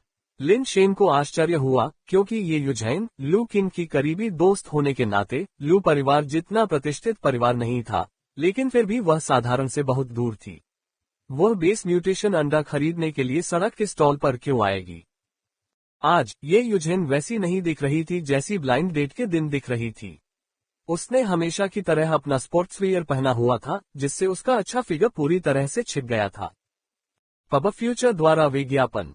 हालांकि उसके शरीर का अनुपात अभी भी ध्यान देने योग्य था और उसकी शिशु सी चिकनी त्वचा और चमकदार काले बालों के साथ वह कुछ हद तक ध्यान आकर्षित करने वाली थी। एकमात्र अपूर्णता ये थी कि ये यूजेन का रूप पारंपरिक अर्थों में मधुर या शुद्ध सौंदर्य नहीं था। यदि वह अभिनेत्री बनती तो संभवतः वह एक सुंदर, मजबूत और क्रूर प्रतिपक्षी की भूमिका में फिट बैठती, जिसके पास योजनाएं होती जो नायक की टीम को तब तक नष्ट करने में सक्षम होती जब तक कि केवल शीर्षक ही शेष रह जाता। लिन शेन अवचेतन रूप से ये सुनने के लिए उसके करीब गया कि वह मालिक के साथ क्या चर्चा कर रही थी। थोड़ी देर सुनने के बाद उसकी आंखें बढ़ती हुई हैरानी से भर गईं। ऐसा लग रहा था कि उसे ये यूजेन के बारे में कुछ अविश्वसनीय रहस्य पता चल गए हैं। अध्याय 61 खतरा। ये यूजेन को कुछ महसूस हुआ और उसने अपना सिर घुमाकर लिन शेन को देखा। उसके चेहरे पर तुरंत एक अप्रिय भाव आ गया। लिन शेन मुस्कुराया, मुड़ा और जाने के लिए तैयार हो गया। ये यूजेन तुरंत दौड़कर आया, लिन शेन का रास्ता रोका, अपनी भावनाओं को संभाला और पूछा जैसे कुछ गड़बड़ ही न हो, तुम कब वापस आए? मैंने सुना है कि तुम यूशेन बेस छोड़कर चले गए हो, है न? न बहुत जल्दी, न बहुत देर, ठीक उसी समय जब आप टॉप के बारे में बात कर रहे थे। उस शब्द का उच्चारण किस लहजे में होना चाहिए, मुझे ठीक से याद नहीं आ रहा। इससे पहले कि लिन शेन बोलना समाप्त कर पाता, ये यूजेन ने उसका मुंह ढक दिया और उसे एक सुनसान जगह पर खींच लिया। तुम मुझे क्यों घसीट रहे हो? अपनी छवि का ख्याल रखो, तुम एक रणनीतिकार हो, रणनीतिकारों को अपने मुंह का इस्तेमाल करना चाहिए, अपने हाथों का नहीं। तुम व्यक्तिगत रूप से हिंसा का सहारा कैसे ले सकते हो? ये यूजेन के जाने के बाद लिन शेन ने भावशून्य भाव से कहा, मैं तुम्हें चेतावनी देता हूं, अगर मैंने इस मामले से संबंधित एक भी शब्द बाहर सुना तो मैं निश्चित रूप से तुम्हें नहीं छोड़ूंगा। ये यूजेन ने भयंकर धमकी दी। मैं हमेशा से ही दयालुता को स्वीकार करता आया हूं, बल प्रयोग को नहीं। ऐसा लगता है कि कोई मुझे धमकाना चाहता है, लगता है मुझे कुछ पर्चे छापने चाहिए, लिन शेन ने मजाकिया अंदाज में कहा और जाने लगा। ये यूजेन ने जल्दी से उसे पकड़ने के लिए अपना हाथ आगे बढ़ाया, अपने होंठ काटते हुए बोली, आखिर तुम क्या चाहते हो? मुझे घर ले चलो, लिन शेन ने धीमी मुस्कान के साथ गंभीरता से कहा। क्या मतलब है तुम्हारा? तुम्हें घर ले चलूं? किसके घर? ये यूजेन ने हैरान चेहरे से लिन शेन को देखा, उसे समझ नहीं आया कि उसका क्या मतलब है। बेशक, मुझे अपने घर ले चलो, लिन शेन ने जवाब दिया। मैं तुम्हें अपने घर क्यों ले जाऊं? क्या तुम पागल हो गए हो? जैसे ही ये यूजेन ने लिन शेन के चेहरे को काला होते देखा, वह दूर जाने के लिए तैयार था। उसने जल्दी से उसे फिर से पकड़ लिया, फुसफुसाते हुए कहा, तुम्हें कम से कम मुझे ये तो बताना होगा कि तुम मेरे घर क्यों जाना चाहते हो, है ना? मैं आपसे शादी के लिए साक्षात्कार के लिए मिला था और मुझे आप काफी संतोषजनक लगे। अब आपके परिवार से मिलना ही उचित है ना? लिन शेन ने कहा। ठीक है, मेरे पैर, मैंने तुमसे पहले ही माफी मांग ली है, क्या तुम मेरे साथ खेलना बंद नहीं कर सकते? ये यूजेन ने झल्ला कर कहा। बस मुझे बताओ कि तुम मुझे ले जाओगे या नहीं। लिन शेन ने ये यूजेन के घर जाने का मन बना लिया था। उसके परिवार की सुरक्षा भी बहुत अच्छी होनी चाहिए। जानवरों की बाढ़ के बेस में घुसने के बाद यह अपेक्षाकृत सुरक्षित जगह होनी चाहिए। चूंकि उसने ये यूजेन की कमजोरी पकड़ ली थी, इसलिए इसका सही उपयोग न करना दुख की बात होगी। असंभव, मैं तुम्हें अपने घर नहीं ले जाऊंगी, भले ही मैं मर जाऊं। ये बात अपने दिमाग में बैठा लो, ये यूजेन ने दांत पीसते हुए कहा। असंभव है ना? मुझे बाद में फ्लायर कैसे लिखना चाहिए? कोई टॉ। लिन शेन ने विचारों में खोए रहने का नाटक किया और धीरे धीरे जाने के लिए मुड़ा। ठीक है, अगर तुम मेरे परिवार की पैतृक कब्र पर जाना चाहती हो तो मैं तुम्हें वहां भी ले चलूंगी, ठीक है? ये यूजेन ने अनिच्छा से कहा और उसने लिन शेन को पकड़ लिया। एआई ट्रेडिंग सहायक, आपकी उंगलियों पर सटीक स्टॉक विश्लेषण। एआई संचालित स्टॉक विश्लेषण और शेयर मूल्य पूर्वानुमान। मैं अभी आपके परिवार की कब्र पर नहीं जाऊंगा। हम इस बारे में तब बात कर सकते हैं जब भविष्य में हम दोनों एक साथ दफनाए जाएंगे, लिन शेन ने कुछ देर रुककर कहा, फिर कहा, मैं अपने माता पिता से मिल रहा हूँ, मुझे क्या उपहार लाना चाहिए? मुझे आश्चर्य है। आपके साथ हमारे माता पिता कौन हैं? ये यूजेन उसके गुस्से से लगभग चकित था। तू। लिन शेन ने फिर से जप करना शुरू किया। ठीक है, ठीक है, ये तुम्हारा है, सब कुछ तुम्हारा है, क्या ये ठीक है? ये यूजेन ने हताश होकर कहा। सच में, तुम वास्तव में क्या करना चाहते हो? अगर तुम्हें लगता है कि तुम निर्दोष नहीं हो, तो तुम मुझे पीट क्यों नहीं देते? तुम मुझे जैसे चाहो मारो, मैं इसे सहन करूंगा, भले ही इससे मेरी जान चली जाए। मैं तुम्हें मारना कैसे बर्दाश्त कर सकता हूँ? मुझे आखिरकार कोई पसंद आ गया है, और मैं तुमसे शादी करने का इंतजार कर रहा हूँ। अगर तुम घायल हो गए तो यह अच्छा नहीं होगा। सोचना बंद करो, चलो अपने माता पिता से मिलने के लिए कुछ उपहार खरीदते हैं, लिन शेन ने कहा, और उसने ये यूजेन के कंधे पर हाथ रखा और बाजार की ओर चल दिया।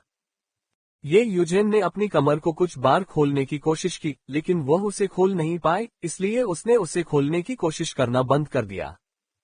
जब वे उपहार की दुकान पर पहुंचे तो लिन शेन ने बस कुछ चीजें खरीदी और बाहर आ गईं। आप वास्तव में उदार हैं, इन सभी वस्तुओं की कीमत एक साथ 100 रुपये से अधिक होनी चाहिए। आपने वास्तव में एक भाग्य खर्च किया है, ये यूजेन ने टिप्पणी की जब उसने देखा कि लिन शेन क्या ले जा रहा था। उसके होंठ अनियंत्रित रूप से फड़क रहे थे। दूर से दिया गया एक छोटा सा उपहार गहरी भावनाओं को व्यक्त करता है। लिन शेन के पास वास्तव में पैसे नहीं बचे थे। पालतू जानवर खरीदने के बाद उसके पास खाने के लिए भी पैसे नहीं थे, अन्यथा वह थोड़ा और खर्च करने से गुरेज नहीं करता। अब वह ये यूजेन को अपनी बड़ी जान की तरह पकड़े हुए था और उम्मीद कर रहा था कि कम से कम उसे खाने और रहने के लिए जगह तो मिल जाएगी। यदि आप इन चीजों को मेरे माता पिता से मिलने के लिए ले जाते हैं, तो क्या आपको लगता है कि वे आपके पैर तोड़ देंगे और आपको इस कचरे के साथ बाहर फेंक देंगे? ये यूजेन ने कहा। उसने लिन शेन के हाथों से चीजें छीन ली और उन्हें एक कचरे के डिब्बे में फेंक दिया और फिर अपनी खुद की एक अन्य उच्च श्रेणी की उपहार की दुकान की ओर बढ़ गई। इन्हें फेंके नहीं, ये सब पैसे हैं। अगर आपको ये पसंद नहीं है तो आप इन्हें वापस कर सकते हैं। लिन शेन ने जल्दी से सामान को कूड़ेदान से बाहर निकाला और पैसे वापस लेने चला गया। थोड़ी देर में ये